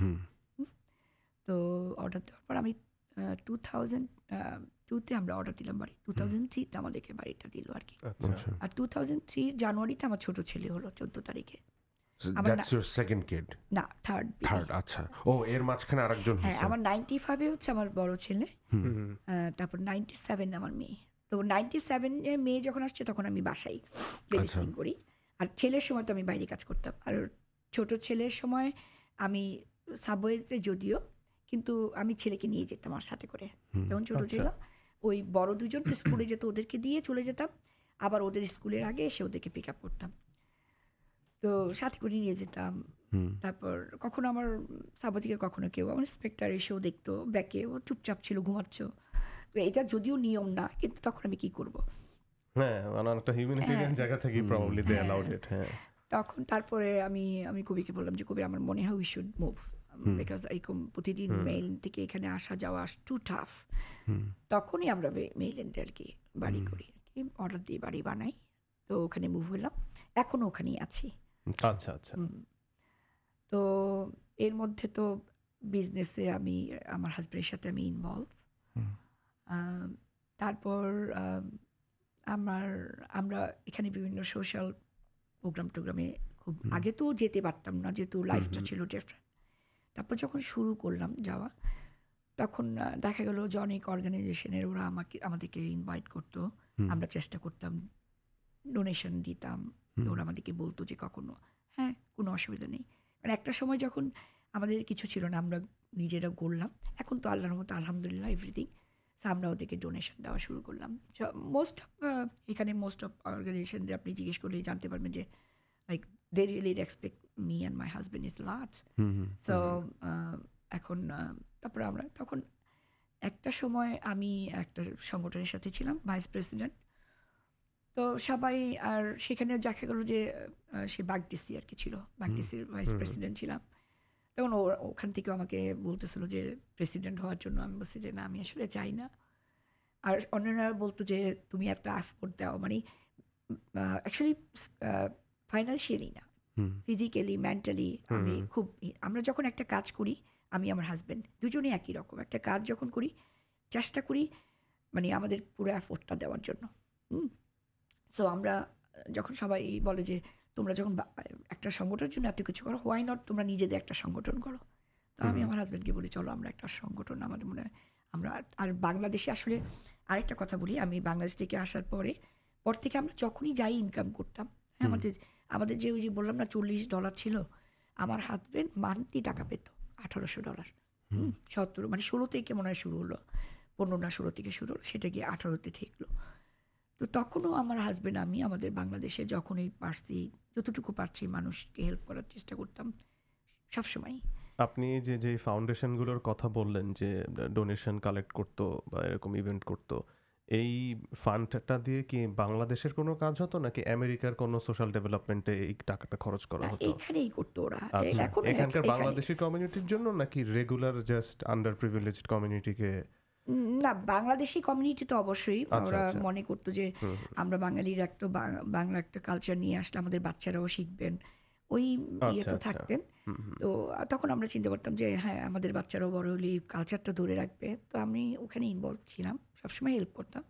তারপর যখন সবাই আমাকে বলতো যে তুমি অনেক ভালো করো, তোমরা এত এফোর্ট দাও, তাহলে ওয়াই নট তোমরা নিজেদের একটা সংগঠন। তখন আমি আমার হাজব্যান্ডকে বললাম যে চলো আমরা একটা সংগঠন, তখন এই 71 ফাউন্ডেশন আমরা করি, একটা সংগঠন। সো এখন ওটা করার পর বাংলাদেশে আমার 71 ফাউন্ডেশন, আমরা বাংলাদেশেও 71 ফাউন্ডেশন আমরা এই সেমটা বাংলাদেশেই আছে। আর আমার একটা পত্রিকাও আছে চাঁদপুরে, দৈনিক 71 কণ্ঠ। আচ্ছা। সো এখন আমি যেটা করি আর কি, আগে যেমন সবাইকে আমি হেল্প করতাম, এখনও করি, এখনও মোস্ট অফ করি, বাট এখন আমি যেহেতু আমাদের একটা সংগঠন আছে, আমি হচ্ছে ভাইস প্রেসিডেন্ট, প্রেসিডেন্ট, আর আমার হাজব্যান্ড হচ্ছে ফাউন্ডার তো অবশ্যই। তো আমরা আসলে বাংলাদেশে আমাদের প্ল্যানটা হচ্ছে যে আমরা যে শুধু এখানেই গান বাজনা দিয়ে থাকবো, সংস্কৃতি না, আমি চাচ্ছি যে দেশেও মানুষগুলি ভালো থাক, আমরা হেল্প করবো দেশের মানুষের জন্য। কিরকম ইভেন্ট বা আপনারা অর্গানাইজ করেন দেশে যখন করেন এটার থ্রুতে? হ্যাঁ, আমরা যেমন আমি বলি, আমরা যখন থেকে শুরু করলাম, যেমন রিক্সা দেওয়া, হ্যাঁ, যেমন গরিব মানুষদেরকে রিক্সা দিতাম, যে আমি টাকা দিলে দেখা গেল না ওই মানুষটা 2 দিন পরে খাওয়ার পরে শেষ হয়ে যেত। ইংলিশে একটা কথা আছে না, teach a man to fish, not don't give him a fish. হ্যাঁ, তো আমরা ওইটাই যে চিন্তা করতাম যে না, টাকা না দিয়ে একটা জিনিস দিব যেটা দিয়ে সে করে খেতে পারবে, এরকম রিক্সা দিতাম। তারপরে সেলাই মেশিন দিতাম। তারপর স্কুল মাদ্রাসাতে বাচ্চাদের পড়ালেখার খরচ, তারপরে স্কলারশিপের, এইগুলি আমি চাঁদপুর এবং আমার ফরিদগঞ্জ আমার শ্বশুরবাড়ি, সেখানেও সেই স্কুল, ওখানে আশেপাশে স্কুল কলেজ মাদ্রাসা ওগুলোতে হেল্প করছি, প্লাস চাঁদপুরে। তো চাঁদপুরে যে করতাম, আমাদের একটা ভালো দিক ছিল, সেটা হচ্ছে যে আমাদের চাঁদপুরের প্রশাসন কিন্তু আমাদেরকে অনেক হেল্প করতো। আচ্ছা, হ্যাঁ, যেমন ডিসি বলেন, এসপি বলেন, ওনারা সবসময় যেই আসুক না কেন, যখনই জানতেন যে 71 ফাউন্ডেশন এই ভালো কাজগুলি করেন, তখনই তারা আমাদের পাশে থাকতেন, আমাদেরকে হেল্প করতেন। আপনারা কত সালে খুললেন এই ফাউন্ডেশনটা? এটা 18 কি 18 হবে, 2017-18। হ্যাঁ, 18তে আমরা করলাম। আচ্ছা, 6 বছর আগে। আচ্ছা, তারপরে প্রথম আমরা আমেরিকাতে 19-এ আমরা পান্তা ইলিশ করি। আমি কবিকে বললাম যে আমরা একটা কাজ করি, 71 ফাউন্ডেশনে পান্তা ইলিশ করি, যেহেতু চাঁদপুর হচ্ছে ইলিশের দেশ, আমার বাড়ি চাঁদপুর, ইলিশের বাড়িও চাঁদপুর। আমরা বললাম যে চলো আমরা মানুষকে ফ্রি ইলিশ খাওয়াবো। আচ্ছা, পুরো জিনিসটা আপনারা স্পন্সর করলেন ওই ফাউন্ডেশনের থ্রুতে? আচ্ছা, তখন আমরা এখানে এই 71 ফাউন্ডেশনের এই প্রথম শুরু করি এই 19-এ পান্তা ইলিশ। আচ্ছা, তো সেখানে প্রায় 4,500-5,000 লোক হয়েছিল। ওয়াও, হ্যাঁ, অনেক, প্রচুর। হ্যাঁ, আলহামদুলিল্লাহ। তারপরে যখন আমরা ইলিশ, আমি আমার হাজব্যান্ড আমরা নিজের হাতে ক্লিন করছি, আমরা নিজেরা সব, এখানে আমাদেরকে কেউ, কিন্তু আমরা কখনো, আমার ভিডিও আমি যখন লাইভে দিতাম, আমি খুব লাইভে যাওয়ার চেষ্টা করি সবসময়, আমার মাছের আঁশটাগুলি আমার গালের মধ্যে লেগে আছে, আমার চুলে লেগে আছে, মানে এরকম। তারপরে আমি এগুলি করতাম, আমি আমার হাজব্যান্ড দুজনেই। তারপরে এগুলিকে রেডি করা, তারপরে আপনার কি বলে চিটাগের মেজবানি গরু মাংস, একদম আস্ত গরু কিনে ওই পার্কেই রান্না করতে হবে। এটা পৌঠান পার্কটা একটা ভালো জায়গা, ওখানে রান্না করা যায়। তারপরে ভর্তা, বিভিন্ন রকমের ভর্তা রাখতাম। তারপর সাংস্কৃতিক অনুষ্ঠান, তখন আমাদের প্রথম যখন হলো 19-এ, তখন আপনার রিজিয়া পারভিন আসলো, আচ্ছা আর সামিনা চৌধুরীর প্রথম আমাদের 19-এ শুরু হলো। আচ্ছা আচ্ছা তারপর যখন আমরা সেকেন্ড টাইম করলাম তখন আমরা তাহসানকে আনলাম।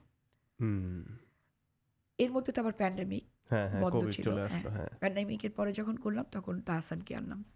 থার্ড আমরা আনলাম ডলি শান্তনী, যে এই বছর করলাম যে ডলি শান্তনী আচ্ছা ছিল। আচ্ছা তো তারপর আমরা 71 ফাউন্ডেশন থেকে শুধু এইটাই না, আমরা যেমন নাটক, জিনাত হাকিম এবং আজিজুল হাকিমের সাথে আমার পরিচয়। ভাইয়া যখন প্রথম আমার বাসায় আসেন আমাকে দেখে ওনার বোনের মতো লাগছে, বলে যে একদম পুরো শেলির মতো। তখন উনি আমাকে বোন ডাকেন। তারপর ভাবি বলল যে তোমার যেহেতু সংগঠন আছে তাহলে আমাদের শিল্পী দিয়ে, বাংলাদেশ থেকে শিল্পী এনে নাটক, ঠিক আছে ভাবি তুমি নাটক লেখো। তো ভাবি নাটক লিখলো। সেই নাটক এখানে আমরা 2টা নাটক করলাম, গত বছর আর এই বছর। মানে থিয়েটার নাটক হ্যাঁ, মঞ্চ নাটক আর কি। আচ্ছা হ্যাঁ মঞ্চ যেটা নাটক হ্যাঁ যেটা মানে বাংলাদেশ থেকে তানিয়া, তারিন, তারপর আজিজুল হাকিম, হুম রাজা হাকিম ওনার মেয়েও ছিলেন। তারপরে এইবার ছিল আবার তানিয়া, ছবি ছিল। তো নাটকগুলি আমরা যে করলাম হিউজ আলহামদুলিল্লাহ। 71 ফাউন্ডেশন আরেকটা কথা কি, আমাদের যখনই একটা প্রোগ্রাম করি আমরা শুধু পোস্ট করি না, আমার ফেসবুক পেজে শুধু পোস্ট করি না, আমি প্রত্যেককে পার্সোনাল কল করি, প্রত্যেককে। So, আমার একটা না 2টা প্রোগ্রাম ছিল পেইড প্রোগ্রাম। তো সেই প্রোগ্রামে আমি দেখা গেল যে একটা 10 টাকা টিকিট, যে নর্মাল টিকিটগুলি, 2টা টিকিট হাজব্যান্ড ওয়াইফ নিবে, অ্যাশবার্ন থেকে কল করছে। দেখা গেলো এই 20 টাকার টিকিটের জন্য আমি অ্যাশবার্ন ড্রাইভ করে যেতাম, গিয়ে দিয়ে আসতাম। তো প্রত্যেকের ডোরে ডোরে হ্যাঁ ফোন করতাম পার্সোনাল। তো মানুষ কেন আসবে না, দেখা যায় আমার প্রোগ্রামই হিউজ। তারপর যখন প্যান্ডামিক হলো তখন আমরা এখানেও করলাম যে সবাইকে স্যানিটাইজ, তারপর মাস্ক, এগুলি আমরা ঘরে ঘরে, প্রত্যেকের ঘরে ঘরে ডোরের সামনে দিয়ে আসতাম। আমরা যে করতাম, আমি যেমন বলি আমার ইন্টারেস্টিং হচ্ছে, আমাকে আমার মেয়ে, আমার তো আচ্ছা 95 আমার ছেলে হলো, তারপর 97 আমার মেয়ে, তারপর 2003 আমার ছোট ছেলে। তো আমার মেয়ে কিন্তু হার্ভার্ডের থেকে কিন্তু ব্যাচেলার এবং মাস্টার্স কমপ্লিট করেছে ইকোনমিক্স। আচ্ছা আচ্ছা সো আমি তো জানতামই না যে আমার মেয়ে যে কাজগুলি করতেছে। একদিন আমাকে মেসেজে একজন মেসেজ করলো যে থ্যাংক ইউ ভাবি, আপনার মেয়েটা আপনাদের মতো, আমরা কল্পনাই করি নেই যে আমার মাকে সে হসপিটালে নিয়ে মানে ভর্তি করে দিয়ে আসবে।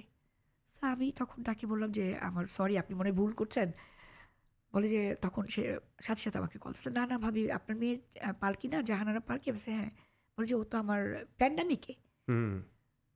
তখন আমি আমার মেয়েকে বললাম, আম্মু তুমি কীরকম? বলে কি হ্যাঁ আম্মু, এরকম অনেক ফ্যামিলিকে আমার মেয়ে অ্যাড দিয়ে দিচ্ছে ওর কোনো একটা ইয়েতে, যে তোমরা কেউ যদি হসপিটাল, তোমার প্যারেন্টসরা বা কেউ যদি হসপিটালে যেতে চাও, ডোন্ট ওয়ারি, আমাকে কল দিও, I will drop you guys, এরকম। সো আমার মেয়ে এরকম করতো।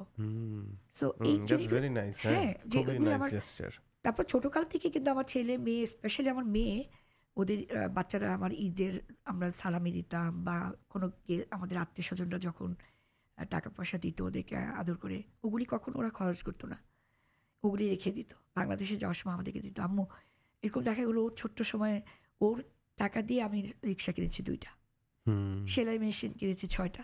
যে দেখা যায় আমরা দিচ্ছি, আমাদের বাচ্চারাও দিচ্ছে। কখনো কিন্তু আমরা আমাদের বাচ্চাদেরকে বলিনি, কিন্তু আমরা যে করতাম সেগুলি বাচ্চাদের সামনেই করতাম। আমরা ইচ্ছা করে ওদের সামনে করতাম যে আল্লাহ না করুক সবাইকে তো চলে যেতে হবে, আমি আমার হাজব্যান্ড যখন থাকবো না, অ্যাটলিস্ট আমার বাচ্চারা এই কাজগুলি করবেন। সো বাংলাদেশেও আমরা যথেষ্ট হেল্প করি, আমাদের বাচ্চারাও আমাদের সাথে আছেন, হেল্প করেন। আর আমি একটু সফট টাইপের আরেকটা জিনিস, সেটা হচ্ছে যে আমার না পয়সাওয়ালা লোকদের চাইতে গরিবের প্রতি আমি একটু বেশি দুর্বল। আমি যাদের টাকা পয়সা কম ওদের সবসময় পাশে থাকার চেষ্টা করি। এটা আমার বিয়ের আগে আমার হাজব্যান্ড দেখেছিল, ওটা ওর খুব লেগেছে। যেমন ওর একটা এমপ্লয়ি ছিল, তার মা মনে অসুস্থ ছিল, একদম মারা যাবে এই অবস্থা। হঠাৎ করেও আমাকে বললো জানো ওর মার খুব অবস্থা খারাপ। শুনেই সাথে ওর কী বলো, আর আমার তো চাঁদপুর ছোটো শহর, সবাই আমাকে চিনে। সাথে সাথে আমি সরকারি হসপিটালে গিয়ে আরও অনেকে বললাম যে আঙ্কেল আমার কিন্তু একটা রুগী আছে, এক্ষুনি অ্যাম্বুলেন্স পাঠাতে হবে। সাথে সাথে অ্যাম্বুলেন্স, আমি সেই অ্যাম্বুলেন্সে করে ওর মাকে হসপিটালে নিয়ে ভর্তি করলাম, ওর মা বেঁচে গেল। এই জিনিসগুলি আমার হাজব্যান্ড খুব দেখতেন যে না আমি অনেক হেল্প করি মানুষদেরকে, এই যে একটা মেন্টালিটি। ঠিক আল্লাহর কি হুকুম, আমার বাচ্চারাও ঠিক আমার হাজব্যান্ডের মতো হয়েছে, যে মানুষকে হেল্প করা, আমাদের কখনো বলতে হয়নি, ওরা নিজে থেকেই। তারপর যেমন একবার আমি তো চাঁদপুর তো হিউজ আমরা করি। তারপর নৌকার মাঝিরা আছেন, আমরা যেহেতু আমি নৌকায় পার হয়ে কলেজে যেতাম, আমার মাও ঠিক নৌকায় পার হয়ে কিন্তু স্কুলে যেত।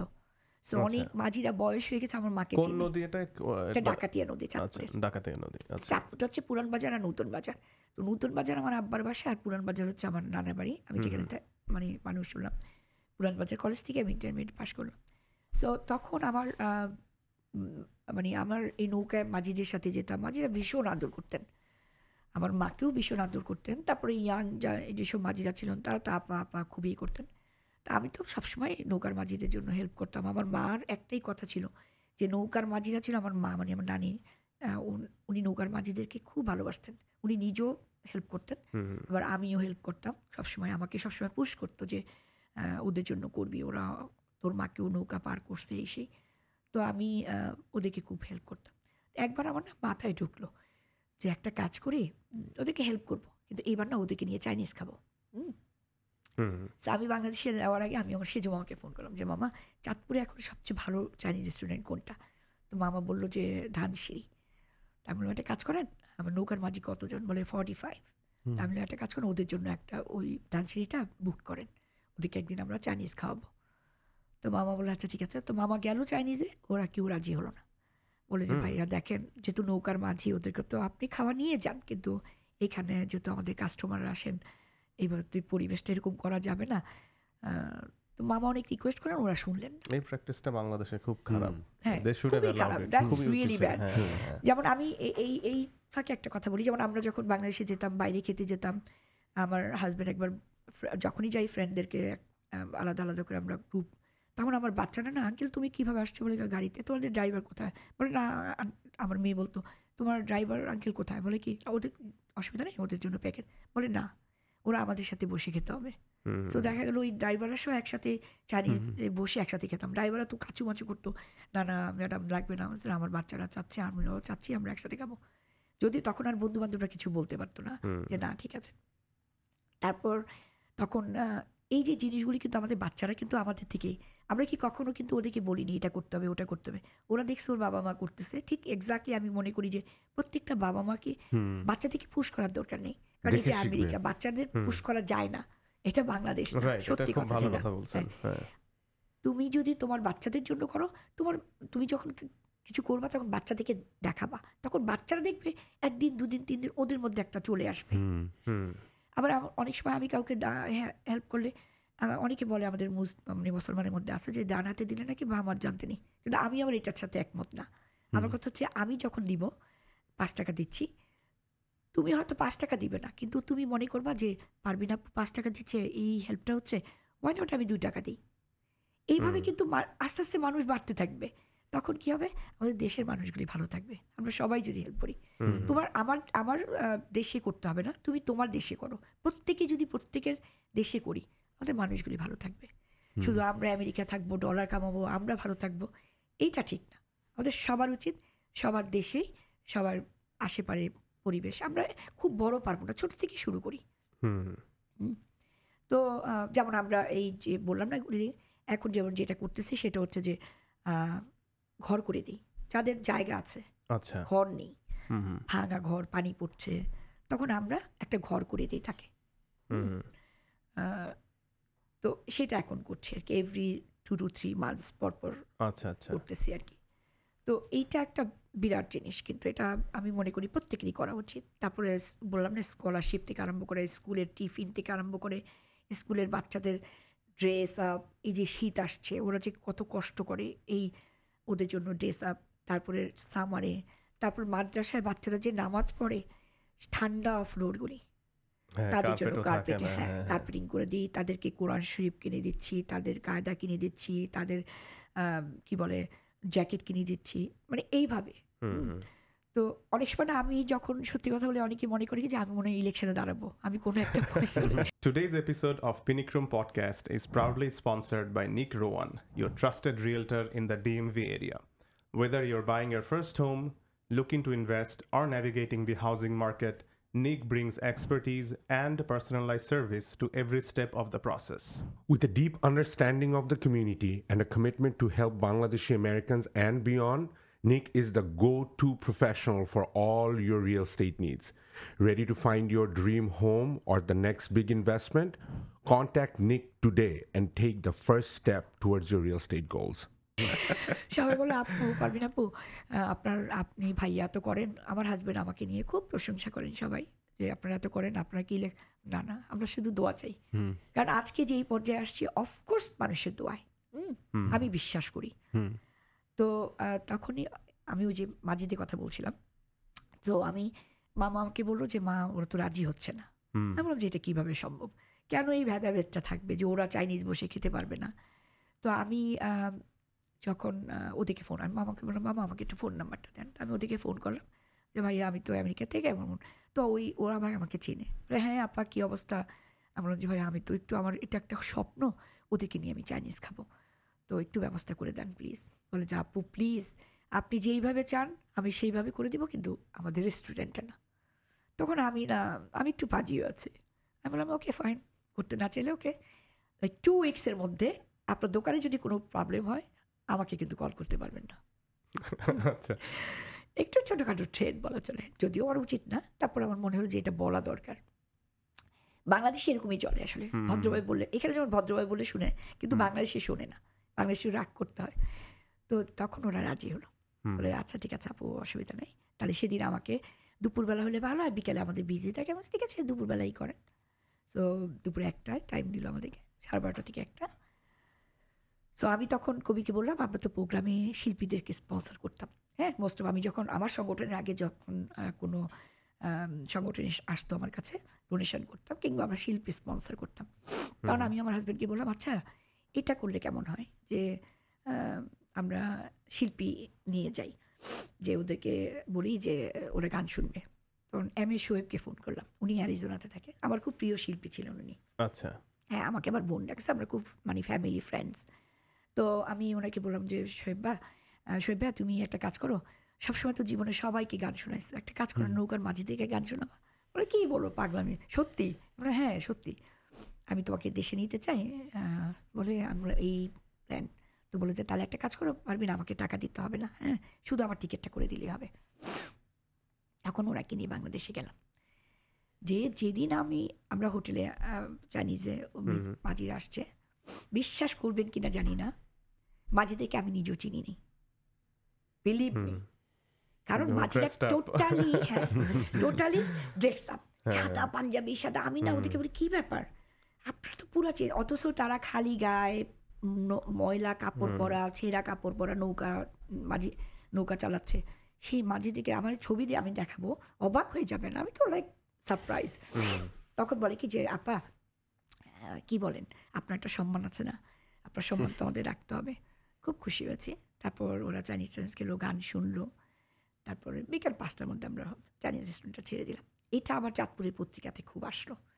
চাঁদপুরের মেয়র ছিল তখন আমাদের নাসের ভুইয়া আর কি, আঙ্কেল আমাকে কল দিল যে কি শুরু করছো, তুমি তো আমাদেরকে ছাড়াই গেছো, হ্যাঁ আমরা তো এতদিনে এত কিছু করতে পারি নাই, তুমি যা করতে পারছো, নৌকার মাঝে থেকে চাইনিজ খাওয়া খুব লেখালেখি হচ্ছে।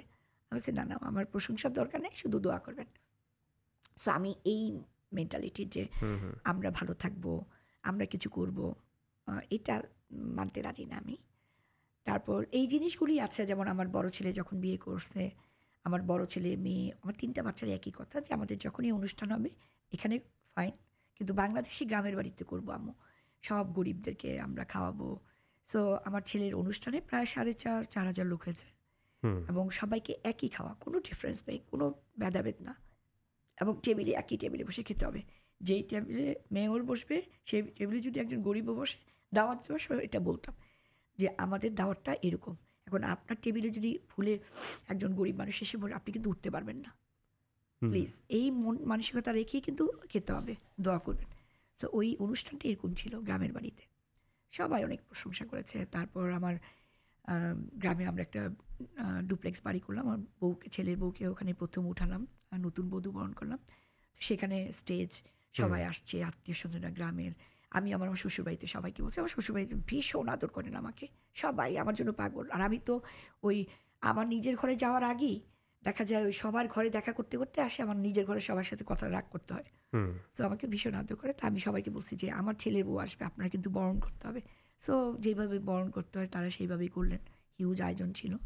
তো সবাই যখন ছবি তুলছে তখন কিছু গরিব মানুষ তো দাঁড়ায় আছে বাচ্চাদের কোলে নিয়ে।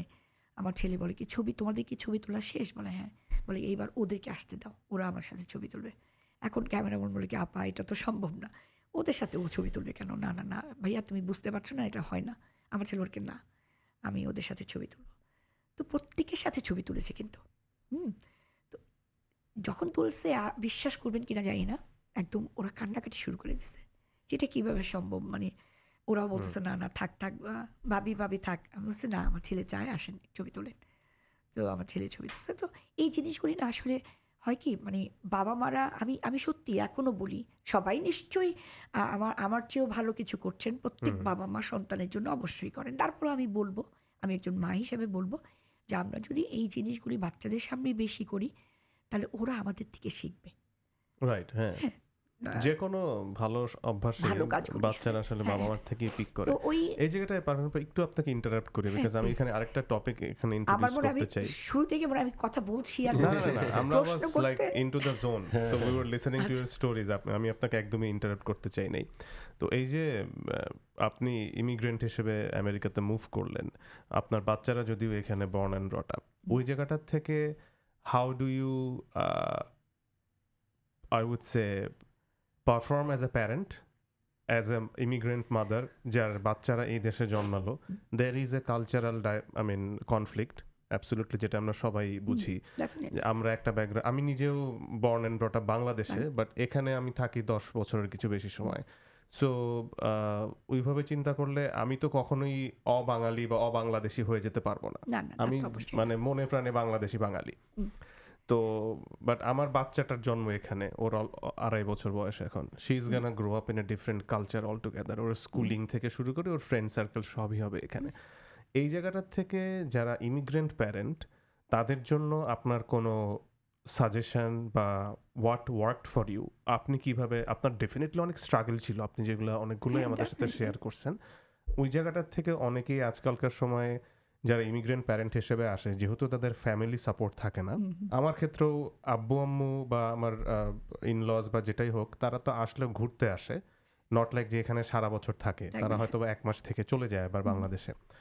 সো সব কিছু মিলে হাউ ডু ইউ ম্যানেজড ইট? বা যারা নতুন এখন এই ফেজটাতে ঢুকতেছে লাইফের, তাদের জন্য আপনার কি সাজেশন থাকবে? কারণ আমেরিকানদের লাইফটা না আসলে অতটাই ফাস্ট পেসড, ওদের লাইফটা এরকমই। ওরা, আমরা শুধু ইমিগ্রেন্ট দেখে আমাদেরকে এই হার্ডওয়ার্কটা করতে হচ্ছে তা না, এখানকার অ্যাডাল্টরা সবাই তাই করে। 18 বছরে তারা বাবা মার বাসা থেকে বের হয়ে যায়, তারা কলেজের সময় ক্লাস করে, কাজ করে, টিউশন পে করে, অনেক কিছুই করে। ওদের লাইফের ব্যাপারটা এরকম, 2 শিফটে কাজ করে আমেরিকানরাও, নট লাইক যে এটা শুধু ইমিগ্রেন্টদেরকে করতে হচ্ছে।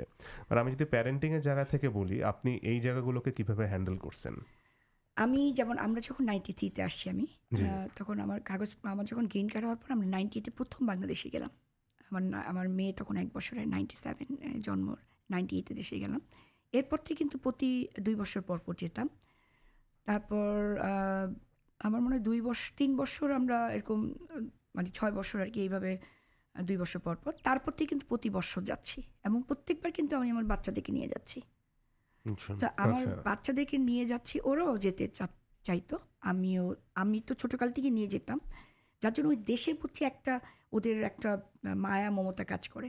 হ্যাঁ, যেমন এখনও আমার মেয়ে তো আলহামদুলিল্লাহ ও ব্যাচেলার এবং মাস্টার্স কমপ্লিট করেছে হার্ভার্ড থেকে ইকোনমিক্সে।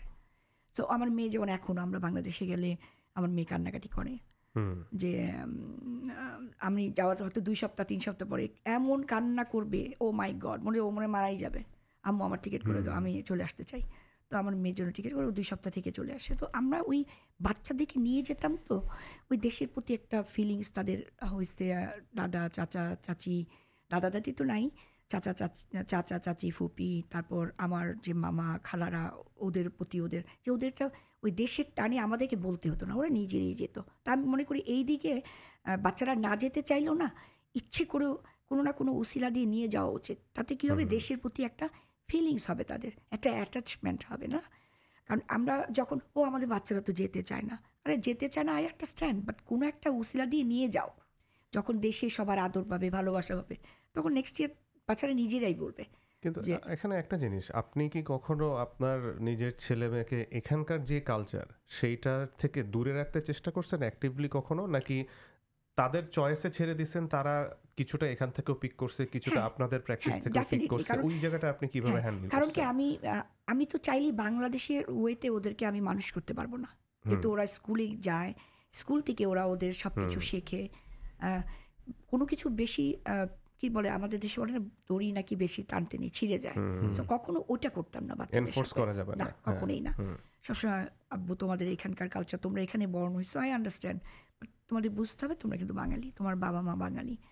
সো সেই সুবাদে আমি সবসময় এই জিনিসগুলি ওদের ব্রেনের মধ্যে ছোটোকাল থেকেই বলতাম আসলে। প্লাস সবসময় দুই ছেলেকে বলতাম, বাবা প্লিজ একটা বাঙালি বউ দিবা, একটা মুসলমান মেয়ে দিবা। তা আমার ছেলে জিজ্ঞেস করতো, কেন মুসলমান এবং বাঙালি হতে হবে?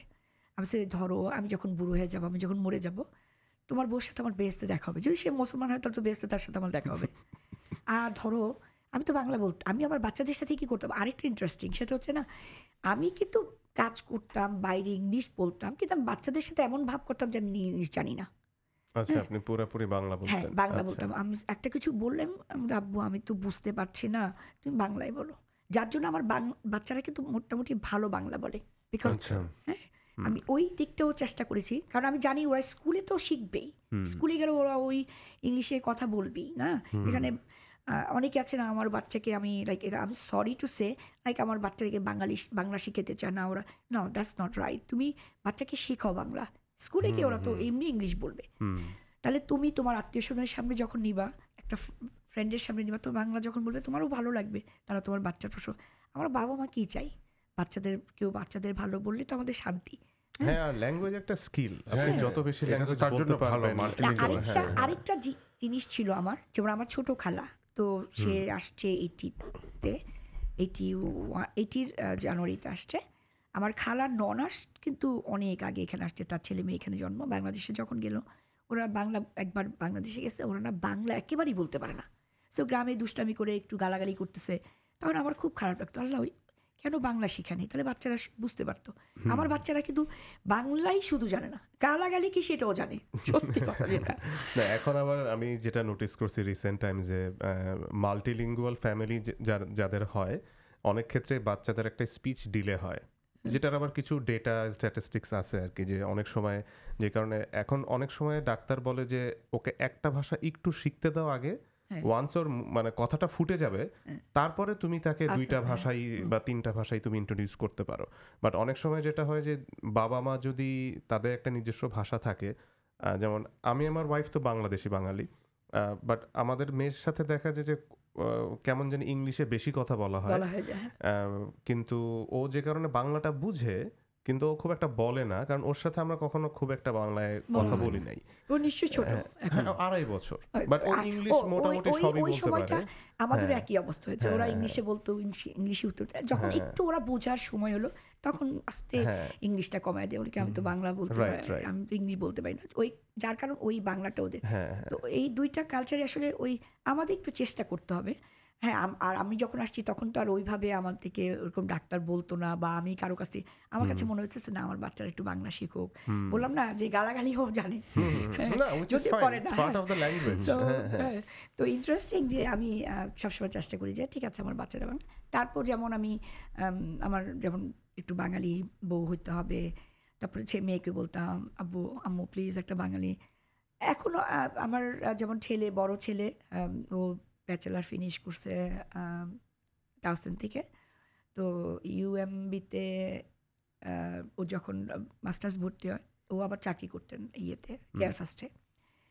সো আমার হাজব্যান্ড তখন আবার হার্ট অ্যাটাক করলেন। আমার হাজব্যান্ড আমার ছেলেকে বললো যে বাবা আমি তো আমাদের ব্যবসা তোমাকে একটু দেখো, কারণ একটু দেখো যে ইনভলভ হও ব্যবসাতে, কারণ আল্লাহ না করুক আমার যদি কিছু হয়ে যায়। তো ছেলে বললাম 2 সপ্তাহ আমাকে সময় দাও। 2 সপ্তাহ পরে এসে বললো যে ঠিক আছে আমাকে কবে কার চাকরি ছাড়তে হবে বলে দিও।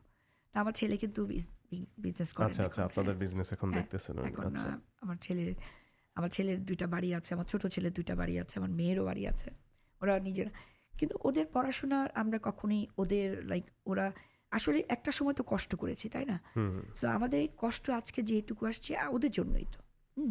সো আমার আমার আমার হাজব্যান্ডের কথা হচ্ছে যে না, আমরা চাই না যে স্টুডেন্ট লোন নিয়ে ওরা পড়াশোনা করুক, ওদের কাজের চাপ না, তোমরা পড়াশোনায় মনোযোগ দাও, ওই তোমাদের ইয়েটা ওইখানে রাখো, ফোকাসটা, কিন্তু টাকার জন্য চিন্তা করো না। আমার 3টা বাচ্চাকে কিন্তু আমরা নট এ সিঙ্গেল পেনি ওরা নিজেদের পকেট থেকে এটা একটা বিশাল সাপোর্ট, মানে যেসব বাবা মানে এটা প্রোভাইড করতে পারে। আজকাল তো আমরা ভালো অবস্থায় আছি বলেই দিতে পারছি, তাই না? কেন দিব না? ওরা তো আমারই বাচ্চা না, আমাদেরই। সো এই জিনিসটা আছে। তারপর আমি বাচ্চাদের যে জিনিসগুলি তখন আমার ছেলে বিজনেসে ঢুকলো, কিছুদিন পরে এসে বললো, ওই যে ছোটোকাল থেকে বলতাম, ছেলে এসে বললো আমি জানি, আই ট্রাই মাই বেস্ট, তোমরা যেটা যেটা পছন্দ করো, বাট এখন আমার কাছে মনে হচ্ছে যে তোমরা মনে একটা বাঙালি বইয়ের অপেক্ষা করছো, তো একটা বাঙালি তোমরা আমার জন্য মেয়ে দেখতে পারো। আমার ছেলে এসে বললো, আমাদের হাজব্যান্ডের জন্য তো আমার চোখে পানি চলে আসছে খুশিতে। বললাম সত্যি বাবা? আমরা হ্যাঁ। এখানকার বাচ্চারা আজকাল বাবা মাকে এসে বলে যে। তারপর আমার ছেলের জন্য মেয়ে দেখা শুরু করলাম। তারপর যখন আমার একটু এর আগে বলি, আমার যখন ছেলে ইউনিভার্সিটিতে যায় বিভিন্ন স্টেটে, তো সেই বিসিউতে, ইউভিএতে, ওল্ড অ্যাভিনিউ বিভিন্ন জায়গায় অ্যাপ্লাই করে। তো প্রত্যেকবার যখন ওপেন হাউসে আমি যাই আসার সময় কাঁদতে কাঁদতে আসি, আমার ছেলে এত দূরে চলে যাবে। আমার ছেলে বলে কি আম্মু, আমি বলছি তুমি মেইল ইউনিভার্সিটিতে ট্রাই করো না কেন? তারপর লাস্ট বিসিওতে বলে আম্মু বিসিওতে আমার হয়েছে, এটা তো 2-2.5 ঘন্টা 3 ঘন্টা ড্রাইভ। তারপর ও কান্নাকাটি করছে। পরে আমি ওকে ফাইন, তো রিচমন্ডে না? হ্যাঁ, রিচমন্ড, ভার্জিনিয়া কমনওয়েলথ যেটা। হ্যাঁ, তো তখন আমার ছেলে বলে ওকে ফাইন, 3 ঘন্টা তোমার সহ্য হচ্ছে না, ওকে ফাইন। আমি টাউসনে আমার বাসা থেকে মাত্র 40-45 মিনিটস। তাই বললাম ঠিক আছে, তাহলে হ্যাপি আমি যে অ্যাটলিস্ট এত কাছে। কিন্তু ইউএমডিতে ও ভর্তি হয়নি, বলে না তাহলে বাসায় থাকতে হবে। তো ঠিক আছে, বাচ্চাদেরকে তো কিছুটা দিতেই হবে না? হ্যাঁ, সরি, তো একটু সুযোগ তো দিতেই হবে। তো তারপর ইউএমডিতে ভর্তি হলো, সরি টাউসনে ভর্তি হলো, ওখানে ফিনিশ করলো। তারপর ব্যবসা শুরু করলো। তারপর আবার বিয়ের প্রসঙ্গে যখন আসলো তখন বললাম ঠিক আছে, তখন আমার মেয়ে দেখা দেখি ঠিক এক্স্যাক্টলি সেম থিং। মেয়ে দেখতে যাই, দূরে হলে Boston, new York, new jersey, সেই নর্থ ক্যারোলিনা, সাউথ ক্যারোলিনা, আসার সময় কাঁদতে কাঁদতে আসতাম, আল্লাহ বউটা যদি আমার ছেলেটাকে নিয়ে যায় তাহলে তো ছেলেটা অনেক দূরে চলে যাবে। যে বাঙালি টিপিক্যাল বাঙালি মায়েরা যে চিন্তা করে না, জায়গাগুলো আমাদের জন্য মানে গিভ আপ করাটা খুব ডিফিকাল্ট। হ্যাঁ, সত্যি যেটা আমি অস্বীকার করবো না যে আমি এটা ভাবিনি কখনো, খালি দোয়া করতাম আল্লাহ তুমি এমন একটা মেয়ে এনে দাও যে আমার কাছে। আল্লাহর কি হুকুম, রেস্টুরেন্টে আমার ছেলের বউ, ওর বাবা মা দুজনে ব্যাংকে চাকরি করেন। সে আমাদের এক ফ্রেন্ড আছেন জাকির ভাই, প্লাস উনি কিন্তু আমার হাজব্যান্ডের পার্টনারও। আমাদের যতগুলি বিজনেস তার পার্টনার হচ্ছে, আমার হাজব্যান্ডের পার্টনার হচ্ছে জাকির ভাই। ভীষণ ভালো মানুষ, ভীষণ ভালো মানুষ। জাকির ভাই ভাবে আমাকে আমার হাজব্যান্ডকে এত রেসপেক্ট করে, হ্যাঁ, যেটা কল্পনা করা যায় না যে কতটা রেসপেক্ট করে। উনি আমার হাজব্যান্ডের যতগুলি বিজনেস আছে সবগুলিতে উনি আছেন। তো ওনার কথা একটু বলবো আমি। তারপর উনি যখন বললেন আমি তো মহা খুশি, আমার ছেলেকে দেখালাম, ছেলে পছন্দ করলো, বিয়ে হলো। সো মেয়ের জন্য এখন ছেলে খুঁজছি। তো এখন ও যেরকম চায়, বললাম না আরিফিন শুভর মতো ওরকম চায়, কারণ বাংলাদেশে তো এরকম আরিফিন শুভর মতো পাওয়া যাবে। তো বলে না এখানে জন্ম, আমি ফোর্স করবো না, এখানের বাচ্চারা এখানেই হলেই ভালো হবে, ওদের মেন্টালিটির সাথে মিলে। আমি ওই বিয়ে শাদিতে আমি ওইসবে আমি ফোর্স করতে চাই না যে ঠিক আছে বাঙালি হলে খুব খুশি হব, আর যদি নাও হয় অ্যাটলিস্ট মুসলমান যেন হয়, ইন্ডিয়ান পাকিস্তানি হোক, যেন মুসলমান হয়। তো মেয়ের জন্য দেখছি। এর মধ্যে আমার ছোট ছেলে আবার 3 বছর একটা মেয়ের সাথে তার সম্পর্ক, সে ভয় আমাকে বলে নাই।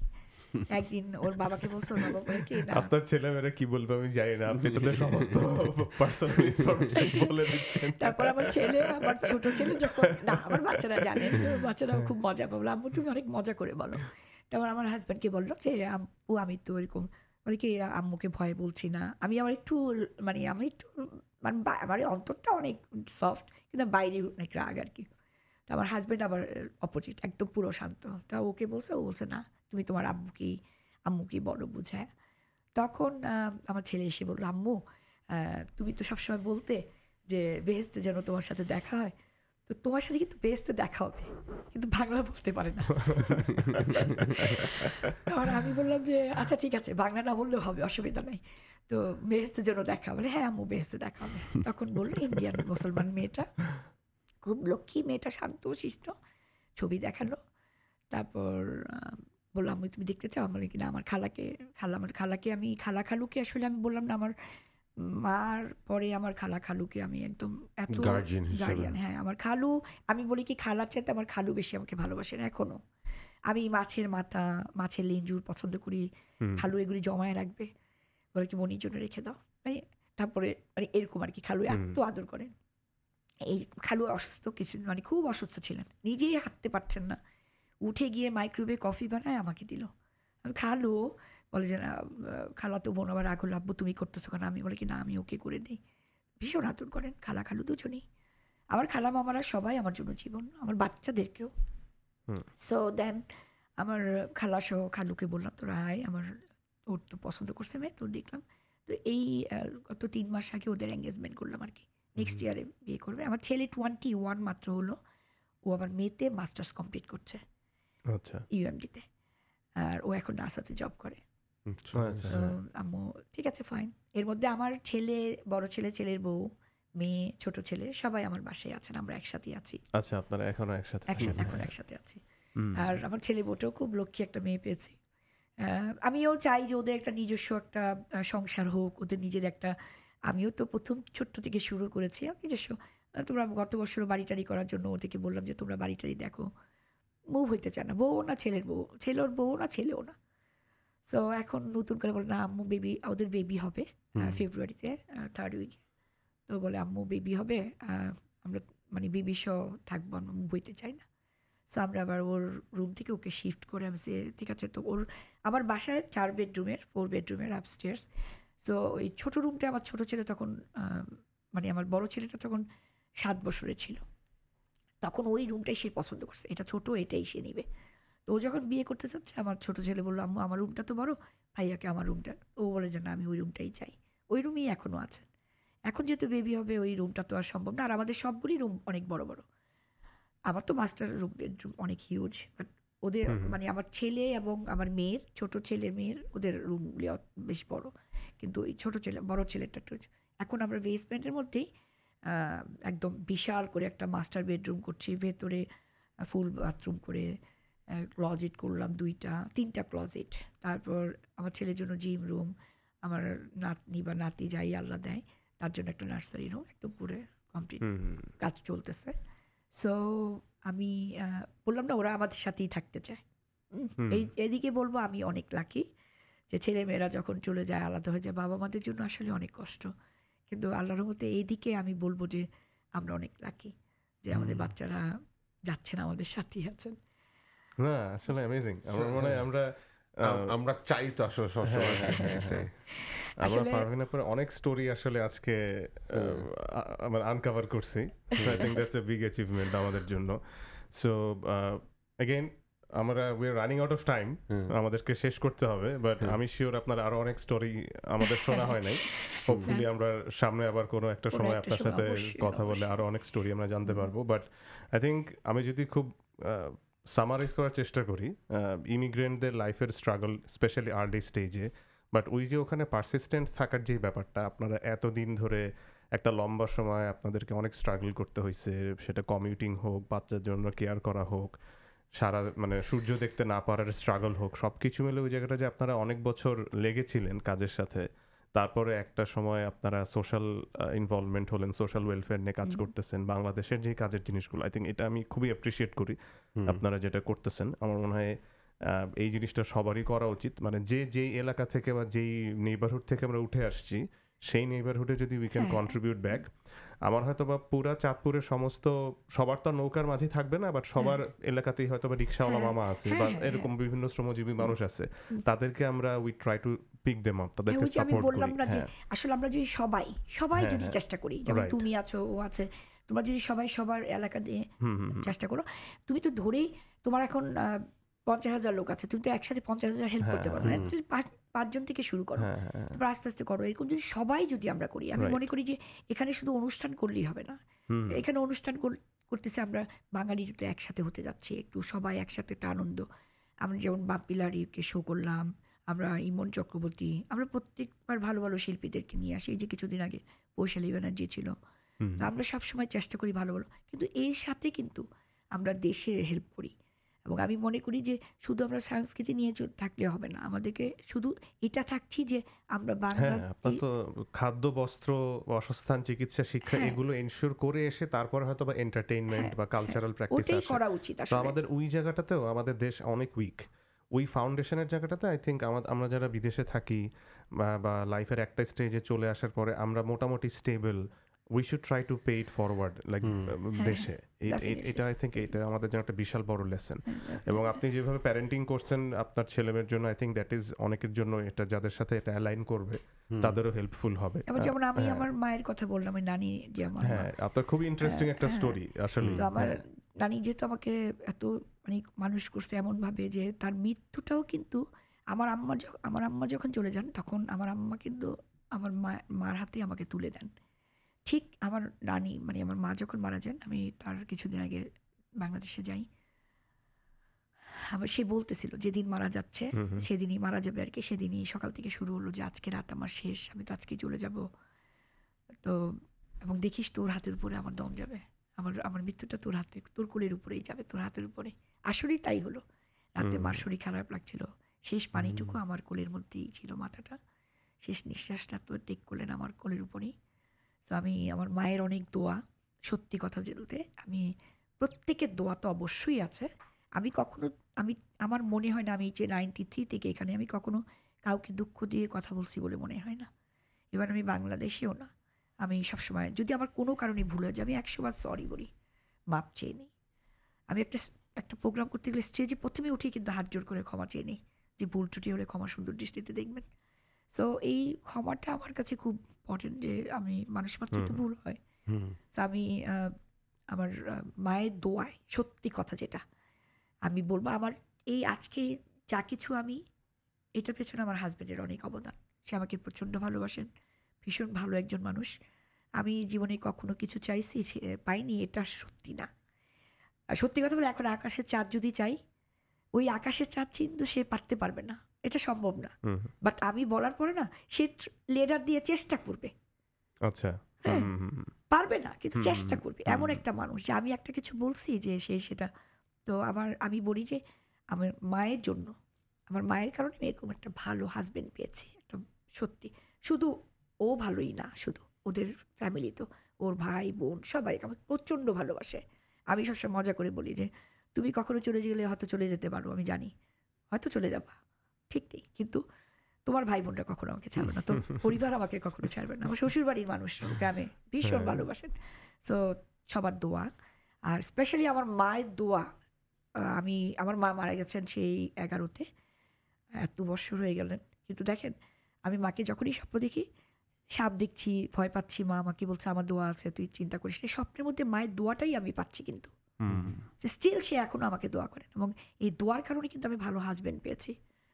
আমি মনে করি যে একজন ওয়াইফের তার হাজব্যান্ডকেও সেইভাবেই ভালোবাসা উচিত। সবাই ভালোবাসা, অফকোর্স, সুখ দুঃখ নিয়ে কিন্তু সংসার, তাই না?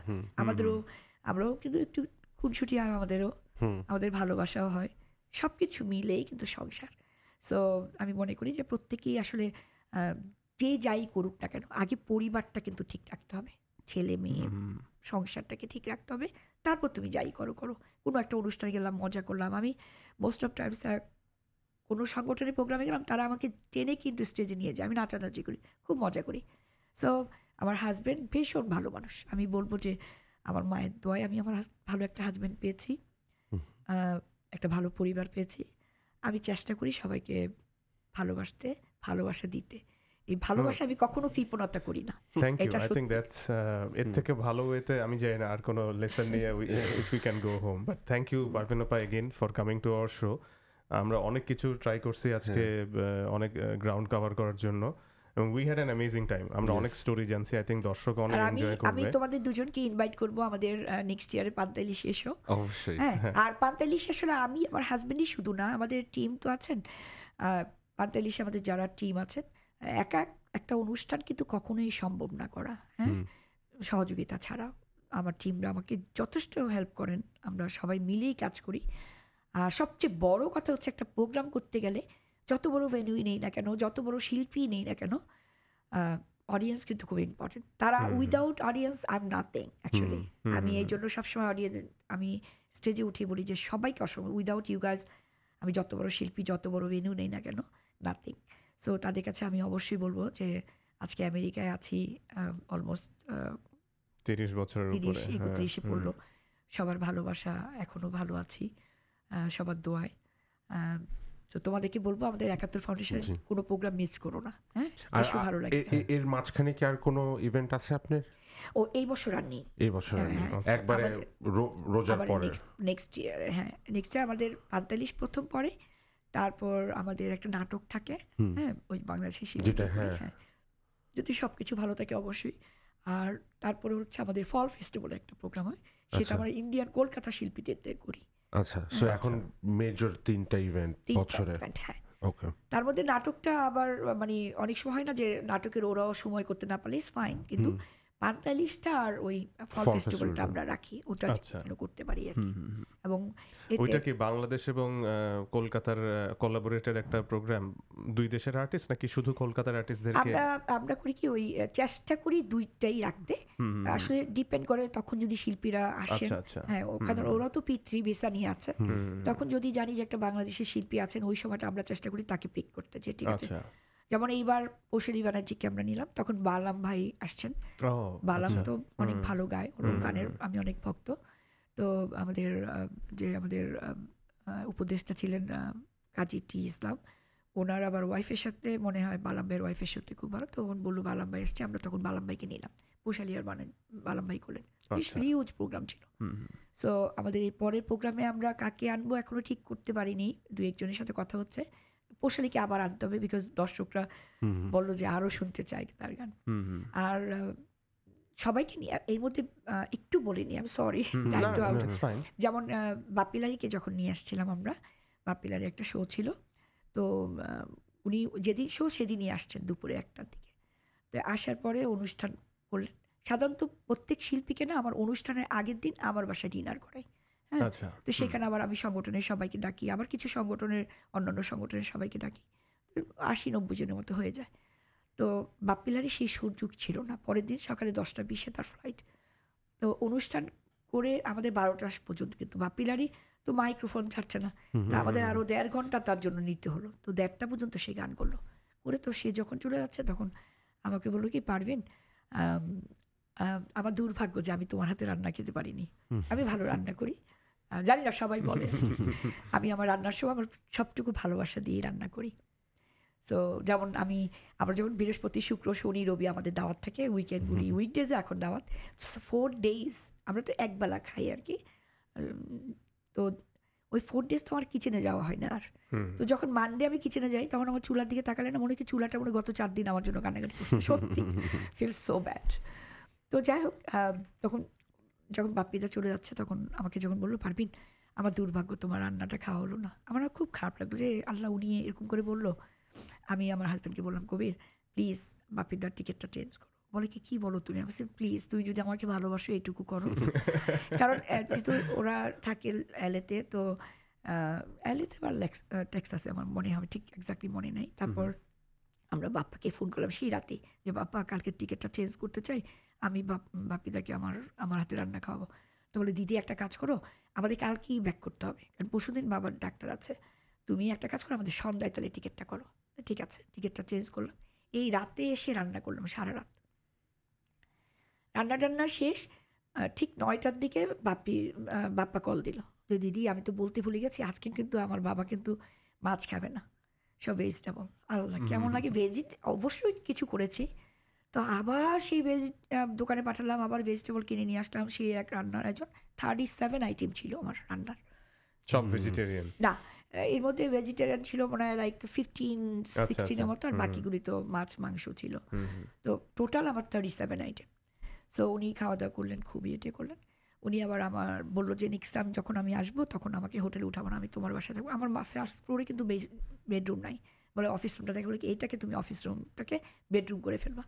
আর আমাকে একটা রিকোয়েস্ট করছিল আমার হাত ধরে যে তোমার মেয়েটাকে আমার অনেক ভালো লাগছে, ওর বিয়েতে আমাকে ইনভাইট করবা। আমাকে কিচ্ছু দিতে হবে না, শুধু মিউজিশিয়ানদেরকে কিছু দিয়ে দিলে হবে। আমার কথা ছিল যে আসলেই আমার মেয়ের সময় সে আসবে, কিন্তু এর মধ্যে তো বাপ্পিদা মারাই গেল। কিন্তু আমার অনুষ্ঠানে আমার বাসা থেকে যাওয়ার পরে 2 দিন পরে সে আমাকে ফোন করে বলে কি, আচ্ছা পারবিন একটা কথা জিজ্ঞেস করবো? হ্যাঁ বলেন। বলে কি, তুমি কি বলবে তুমি আমার মায়ের হাত দুখানা পেলে কি করে? তা আমি বললাম যে দাদা আমি বুঝতে পারছি না। বলে কি, জানো তোর প্রতিটা রান্নার মধ্যে আমার মায়ের হাত ছিল, মায়ের হাতের রান্নার স্বাদ ছিল। বৌদি পাশে থেকে বলে কি, দেখো এত বছর ঘর করলাম, তোমার দাদা কিন্তু কোনোদিন আমাকে এই কথা বলে নাই, তুমি কতটা লাকি। তো এখন বাপ্পিটা নাই, কিন্তু আমার অনেক ভালো লাগছে যে এই মানুষটাকে আমি নিজের হাতে রান্না করে খাওয়াতে পারছি, এবং এই প্রশংসাটা আমার জন্য অনেক বড় পাওয়া, যে তার মায়ের সাথে আমার তুলনা করেছে। সো আমি না ওরকম সবার ভালোবাসা পাই। আমার এখানে সব ফ্রেন্ডসরাও ভীষণ ভালোবাসে, এত রেসপেক্ট করে যেটা বলার মতো না, মানে অনেক অনেক। তো কোথাও গেলে নিজেরা আমাকে কোনো কিছু করতে দেবে না, আমার জন্য কফি নিয়ে আসবে, এই তুমি বসো, মানে আমার ফ্রেন্ডরা এরকম সত্যি। ইভেন আমি যখন আসছি, আমার তো তখন ফ্রেন্ড ছিল না, আমার খালার সব ফ্রেন্ডরা, আন্টিরা, সব আন্টিরা, এখন অনেক আন্টিরা আমার তুই করে বলে। আমি তো তখন শুকনা টিংটিংয়ে ছিলাম, সবাই বলে একটা বাচ্চা মেয়ে। কিছু কিছু আন্টি আছে তুই করে বলে, খুব আদর করে, এখনও আদর করেন। সো আমি না আমি বলবো যে আমার মায়ের জন্য মনে হয়, মায়ের জন্য আমার মা আমার জন্য অনেক দোয়া করছেন, এই জন্য সবার দোয়া, সবার ভালোবাসা আজকে আমি এখানটায় সত্যি। I'm really happy আপনি আপনার লাইফটা, even though you went through a lot of things, but ended up being happy with your life, which is very important. She said everything with a smile on her face. এটা আসলে আমাদের জন্য অনেক thank you. আরেকটা কথা শেষে আমি বলবো, যেহেতু আমাদের নতুন একটা কনসেপ্ট আছে, সেটা হচ্ছে ফ্লেম হিবাচি, হ্যাঁ, অ্যান্ড মোর। সো এটা আমাদের নতুন কনসেপ্ট, যদি কেউ ইন্টারেস্ট হয় আমাদের সাথে যোগাযোগ করতে পারে। কবি পাটোয়ারি এইটা আপনাদের ওই ফ্র্যাঞ্চাইজটা নিজেদের ব্র্যান্ড করতেছেন। ওই যে বললাম না যে এখন কিন্তু আমার অলমোস্ট 32-33 স্টোর আমাদের, হ্যাঁ। এখানে হিবাচিও আছে, আমাদের সাবওয়ে আছে, তারপরে উইংস আছে, সব মিলেই আমাদের 33। আর বেশ কিছু কাজ চলছে, হ্যাঁ, আন্ডার কনস্ট্রাকশনে। তো এর মধ্যে আমরা নিজেদের ওন ব্র্যান্ড করলাম। তা আমাদের কথা হচ্ছে, আমাদের যেটা প্ল্যান, যে আমরা খালি স্টোর একটা পর একটা দিব, আমরা রিচ হব, এটা তো হয় না। সবাই হোক, সবাই বিজনেস ক্যারি করুক, অসুবিধা কি। তো সেই কারণে আমরা ভাবলাম যে ঠিক আছে, ওকে আমরা একটা ফ্র্যাঞ্চাইজ দিয়ে করি। তো ইনশাল্লাহ আমাদের একটা দোকান অলরেডি ফিলাডেলফিয়াতে ওপেন হলো, গত 1 সপ্তাহ হয়ে গেল। আর ফ্লোরিডাতে হচ্ছে মনে হয় এই মাসের মধ্যে বা নেক্সট মান্থে হবে। সো আমরা আরও দোকানে কাজ চলছে। আচ্ছা, তো আমি বলবো যে বাঙালিরা যদি ইন্টারেস্ট হয়, এইদিকে কবে করবেন? ডিএমভি এরিয়াতে কবে করবেন? অলরেডি অলরেডি স্টোর না, সেটা আমার কথা বলতেছি। আমাদের যেটা ফ্র্যাঞ্চাইজি, ওটা আমরা রিসেন্ট আমরা এখন লোকেশন দেখতেছি, এবং অনেক হিউজ। আমি লাইভে গেলাম তো হিউজ, আমি সারা পেলাম, সবাই আমাকে বলছে আমরা ইন্টারেস্টেড। আমরা বলছি ঠিক আছে, আমরা এখন তাদের জন্য লোকেশন দেখবো। যারা ফ্র্যাঞ্চাইজি হইতে চায় তাদের কি ধরনের কোয়ালিফিকেশন লাগবে? একটু তো কোয়ালিফিকেশন, মানে কোনো রেস্টুরেন্ট ব্যাকগ্রাউন্ড বা না, যেমন আমার হাজবেন্ড তো জীবনে কখনো রেস্টুরেন্টে মানে চিন্তায়, মানে ওগুলি তো আর ও কখনো করে না, কিন্তু ও তো চাকরি করতেন। সো আল্লাহর মধ্যে ভালো করেছেন। তো এটাতে মানে ব্যাকগ্রাউন্ড আমাকে বিজনেস, তবে হ্যাঁ আমি কাজ করতে না পারে কাজ শিখিয়ে দেওয়া যাবে, আমরা তো কাজ শিখাবো, হ্যাঁ, আমাদের কাজ শিখাবো। আমাদের টিম গিয়ে 2 সপ্তাহ লাগুক, 3 সপ্তাহ, 1 মাস লাগুক, ওরা কাজ শিখিয়ে সমস্ত কিছু কমপ্লিট করে দিবে। আরও শিখাতে চাইলে আবার আরও থাকবে, আরও শিখাবে ওরা। সো এখানে হলো কি, যে বিজনেস করবে তার মাইন্ডটা থাকতে হবে বিজনেসের জন্য। গাইড হিসেবে পেলে খুব হেল্প হয়। আবার আমরা বাঙালিরা সত্যি কথা বলে, একটা বিজনেস দিলি, আমরা এত লাভ, এই লাভ খুঁজতে হবে না। হ্যাঁ, দেখা গেলো তোমাকে সেভাবেই চিন্তা করতে হবে, ওই মেন্টালি স্ট্রং হতে হবে যে না, আমি খারাপ করতেছি বিজনেস, আমাকে ভালো করতে হবে, কীভাবে আমি ভালো করতে পারি, হ্যাঁ, সেই মেন্টালিটিটাও থাকতে হবে। তো আশা করি ভালো করছি, আশা করি আরও ভালো করবো। সো সেই কারণে আমি সবাইকেই বলবো যে কেউ যদি ইন্টারেস্ট থাকে সবাই আসুন, আমরা সবাই ভালো থাকি, সবাইকে ভালো থাকতে হবে। আমরা শুধু একা ভালো থাকবো, আমরা বিজনেস করবো, বিজনেস ওমেন, আমাকে সবাই চেনে ভালো করে, কিন্তু আমি কেন একা থাকবো, আমার হাজব্যান্ড কেন একা থাকবে। আমরা চেষ্টা করি যে সবাই যেন আমাদের মতোই বিজনেস করে কিছু একটা করে। সবাই যদিও করছেন, কেউ চাকরি করছেন, কেউ, তারপর আমি মনে করি বিজনেসটাও কিন্তু একটা আমি কি বলবো, একটা শিল্প, হ্যাঁ, রান্নাটাও যেমন একটা শিল্প, বিজনেসটাও একটা শিল্প। কিন্তু আমি মনে করি এইটা সবার যারাই ইন্টারেস্টেড তারা যোগাযোগ করতে পারেন। আমি আপনাকে রেকমেন্ড করব, you should write a book. আমি আই হাইলি রেকমেন্ড, আপনি চাইলে you can hire somebody you sit down with them for a few days or few weeks, you narrate the whole story, make a book out of it. আমার মনে হয় next জেনারেশনের জন্য this can be very interesting gift from a entrepreneurial perspective থেকে।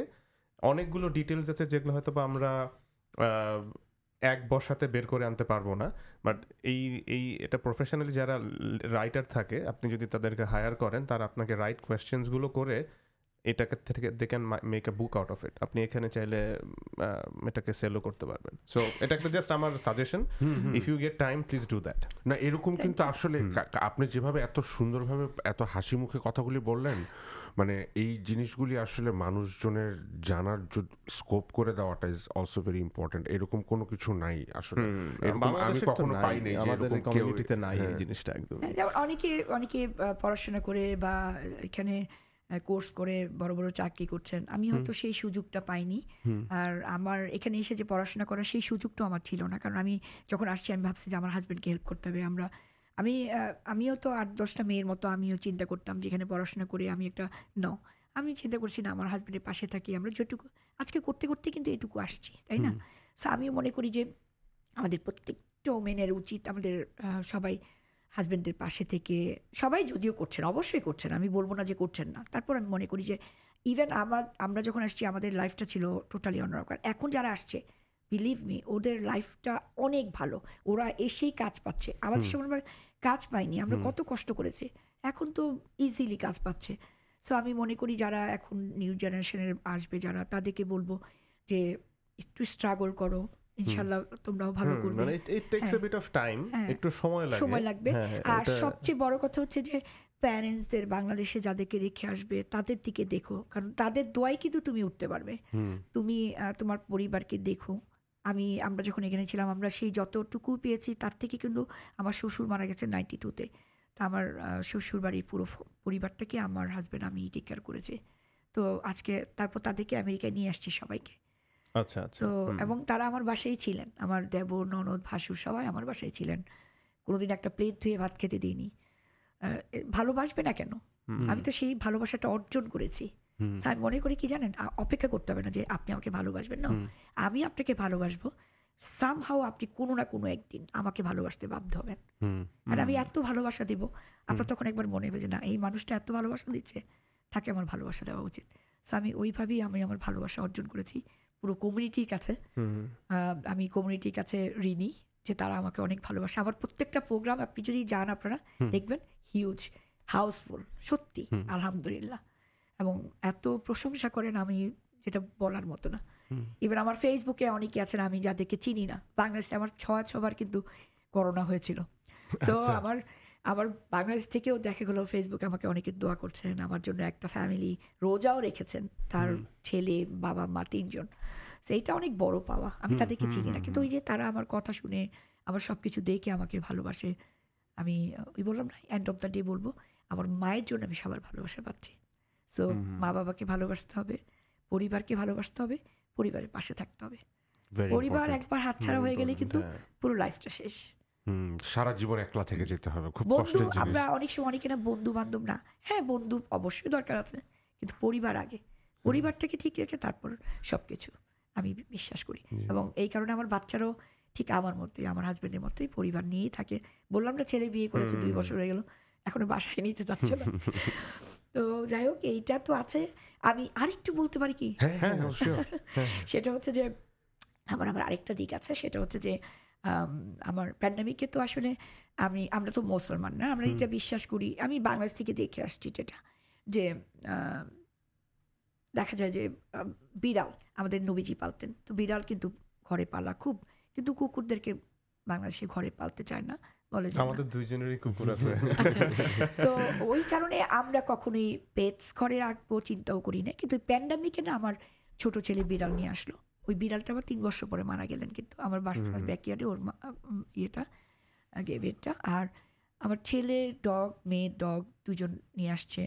আনার পরে না ওদের নামে মাত্র ওদের ডগ, হ্যাঁ, তারপর আমার মেয়ে ওই ওদের 2 জনের ডগ আবার আমাকে এত বেশি ভালোবাসে, রাগ করে আমার মেয়ে আবার আরেকটা ডগ নিয়ে আসছে, সেও আমাকে অনেক ভালোবাসে। তো এখন আমার বাসায় 3টা ডগ, 2টা বিড়াল। এর মধ্যে একটু বলতেই হয় আর কি, সেটা হচ্ছে যে যখন আনার পরে তো আমি খুব টেক কেয়ার করি ওদেরকে। ওদের এখন 4.5 বছর, আমি 4 বছর ধরে কিন্তু হাত দিয়ে খাওয়াই 2 বেলা। হ্যাঁ, আমার ছেলের বউ, ছেলে এবং মেয়ে, ওরা 3 জনকে শিখাইছি। ওরাও আমি যখন থাকি না কোথাও যাই ওরা করে এরকম। আমি গত বছর না তার আগের বছর দেশে যাব, আমার হাজব্যান্ড টিকিট করে ফেলছে, বললো যে আমরা দেশে যাচ্ছি। ওই শোনার পর থেকে তো কান্নাকাটি, ও মাই গড ওদেরকে কিভাবে রেখে যাব, সে কি কান্না। আর খালি দোয়া করছিলাম যে আল্লাহ আমার জন্য ঠিক ওই সময় যেন আমার করোনা পজিটিভ হয়। সত্যি শুনলে না মনে হবে যে আমি ক্রেজি, কিন্তু আসলে আমি মনে মনে বলছি আল্লাহ। তারপর আমি জানি একটা ইয়েকে না আমি এত বিশ্বাস করি, সেটা হচ্ছে যে লা ইলাহা ইল্লা আনতা সুবহানাকা ইন্নী কুনতু মিনাজ জালিমিন। এটা পড়লে না আমি দেখছি আমি যখনই কিছু এটা পড়ে সেটাই সাকসেসফুল হই। তা আমি এটা গত 2 মাস ধরে পড়ছিলাম, আল্লাহ আমার জন্য ঠিক যাওয়ার আগে আমার করোনা হয়। করোনা আসলেই কালকে আমাদের ফ্লাইট, আজকে সকালে আমরা করোনা টেস্ট দিয়ে আসলাম, পরের দিন সকালে 3টার মধ্যে, কিন্তু আমরা রেজাল্টটা পাচ্ছি না। তো আমাদের দেরি করা সম্ভব না, 6:30 আমরা এয়ারপোর্টে চলে গেলাম, আমি আমার মেয়ে আমার হাজব্যান্ড চলে গেলাম। তো যাওয়ার পরে 7:30 পৌনে 1টা বাজে, তখন ওদেরকে বললাম আমরা রেজাল্ট এখনও পাচ্ছি না, বারবার ইমেল চেক করছি।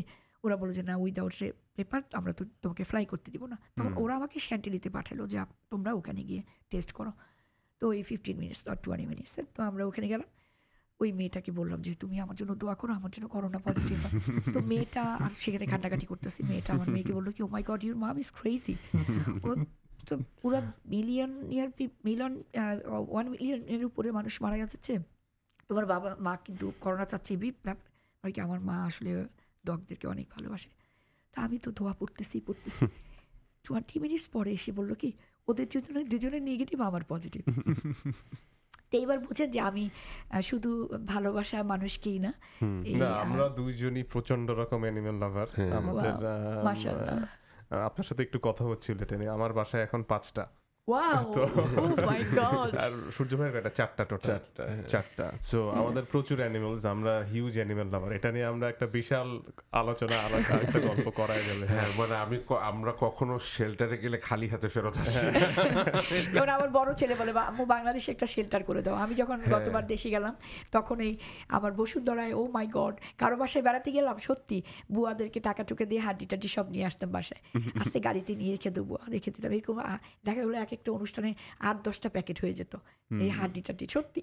তখন আমি এনে ওগুলিকে আবার বাসায় এসে চাল ডাল সাথে আবার মুরগি মাংস গরুর মাংস মিক্স করে আমি করে এরকম বড় বড় বলে এনে বসুন্ধরা সব দিতাম, সব ডগের ওখানে এসে খেত।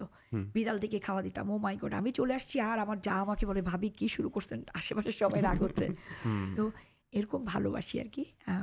না ইউ শুড অ্যাকচুয়ালি বাংলাদেশে যদি কিছু করতে পারেন ও হ্যাঁ আমার ছেলে খুবই। বলে আবার যেমন একবার হয়েছিল আমার একটা ডগ ওই আমার কোল থেকে পড়ে ব্যথা পেলো আর কি। তো আমি খুব গিল্টি ফিল করছিলাম যে আমার কোল থেকে পড়ে গিয়ে, তখন আমি না ওই ডাক্তার বললো যে ওর যেই হাড্ডিটা ভেঙে গেছে ওটা ফিক্স, মানে এটা মানে খুব 1% চান্স ভালো। আচ্ছা। তো খুব মন খারাপ ছিল। ওরা বলছে 12,000 to 15,000 লাগবে। আসলে মানি ডাজন্ট ম্যাটার, বিকজ আমাকে ওর ভালো করতেই হবে। হঠাৎ না আমার মনে হলো যে ওর জন্য একটা খাসি মানত করছিলাম যে গরিবদেরকে লুটায় খাওয়া দিব। তো আমি আমার মামাকে ফোন করলাম যে মামা একটা কাজ করেন, একটা খাসি কিনে আল্লাহর হস্তে ওই এতিম বাচ্চাদেরকে খাওয়াই দেন, মেজির এই অবস্থা। মামা বলে কি যে কি, তা আমি বললাম যে ডগ। তা মামা বলে কি তুই কি পাগলটা গেলে হচ্ছিস, আমার মেজো মামা, হ্যাঁ তুই কি পাগলটা করছিস, ডগের জন্য তুই খাসি কেটে খাওয়াবি, কি পড়াশোনা কর, পাগলামি মা রাখতো। আমি মামা প্লিজ, আমি খুব কান্নাকাটি করছি।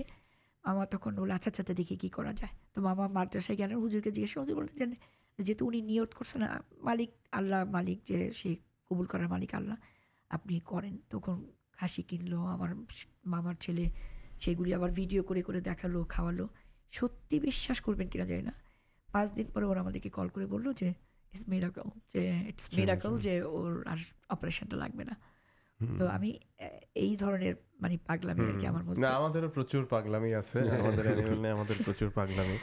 তো আমি বলবো যে দেশে এটা সবাই আসলে বুঝে না, সবাই আমি এখানেও সবাইকে বলবো আপনারা যান শেল্টারে গিয়ে, যদি এক এক ফ্যামিলি যদি আমরা যদি 1টা-2টা করে নিয়ে আসি শেল্টারে, আর কোনো কারণ এখন আমি এখানেও কিন্তু হচ্ছে, আমার মেয়ে বললাম এখানে ওরা মানে এত ওরা তো আর কাভার করতে পারছে না, কারণ ওদের তো আবার একটা খাওয়া দাওয়া সব কিছু। হ্যাঁ, সো এই একটা ব্যাপার আছে। আমি সবাইকে বলবো যে প্লিজ সবাই চেষ্টা করেন 1টা-2টা করে, আমরা সবাই একটু হেল্প করতে পারি।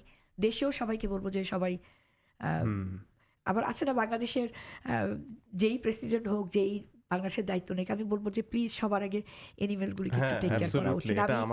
আমি বলি সত্যি, আমার যদি এইটুকু সুযোগ থাকে আমি বলবো দেশের মানুষরা কাজ করে খেতে পারবে, কথা বলতে পারে, ব্যথা পেলে বলতে পারবে, ওগুলো তো বলতে পারে না। স্যার মনে করি আমাদের যেই প্রেসিডেন্ট হোক না কেন, আমার রিকোয়েস্ট থাকবে, আমি হাত জোর করে রিকোয়েস্ট করব, আমি আপনার সাথে একমত এই জায়গাটাতে। আমি ভাই অ্যানিমেলদের জন্য টেক কেয়ার করেন, একটু কিছু করা উচিত।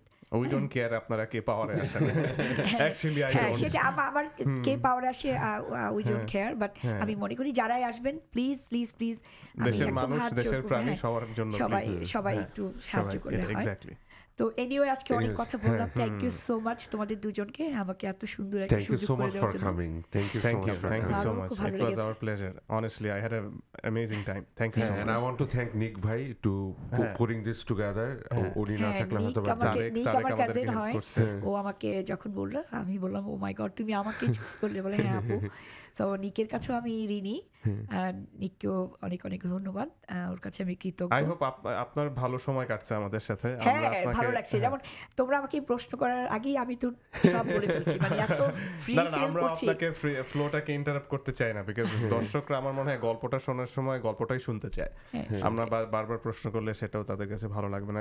আমরাও প্রথমবার শোনার জন্য, আমরাও তো প্রথমবার আপনার সাথে আজকে পরিচয় হলো বা সামনাসামনি কথা হলো, সো আমাদের জন্য খুবই ভালো ছিল। As a listener we enjoyed a lot. So thank you Parveen আপু এগেইন। প্রবলেম, আর তোমাদেরকেও আমার বাসায় ইনভাইট করব না ইনশাআল্লাহ, আমার হাতে রান্না খাবা। আর দোয়া করি তোমরা ভালো থাকো, তোমাদের জন্য অনেক অনেক শুভকামনা। তোমার এই স্টোরির জন্য, তোমাদের এই কি বলে এটাকে, এই ব্রডকাস্টের জন্য অনেক অনেক শুভকামনা। তোমরা অনেক এগিয়ে যাও, কখনো কোনো হেল্প লাগলে আমাকে বলবা, আমি আপু তোমাদের পাশে আছি ইনশাআল্লাহ। Thank you so much. ভালো থেকো তোমরা, দোয়া করো সবাই ভালো থাকবেন, সুস্থ থাকবেন। শুধু বাংলাদেশে না, পুরো পৃথিবী ভালো থাকুক। পৃথিবীর সবাই ভালো থাকলে আমরাও ভালো থাকবো। সবার জন্য অনেক অনেক thank you so much. Thank you.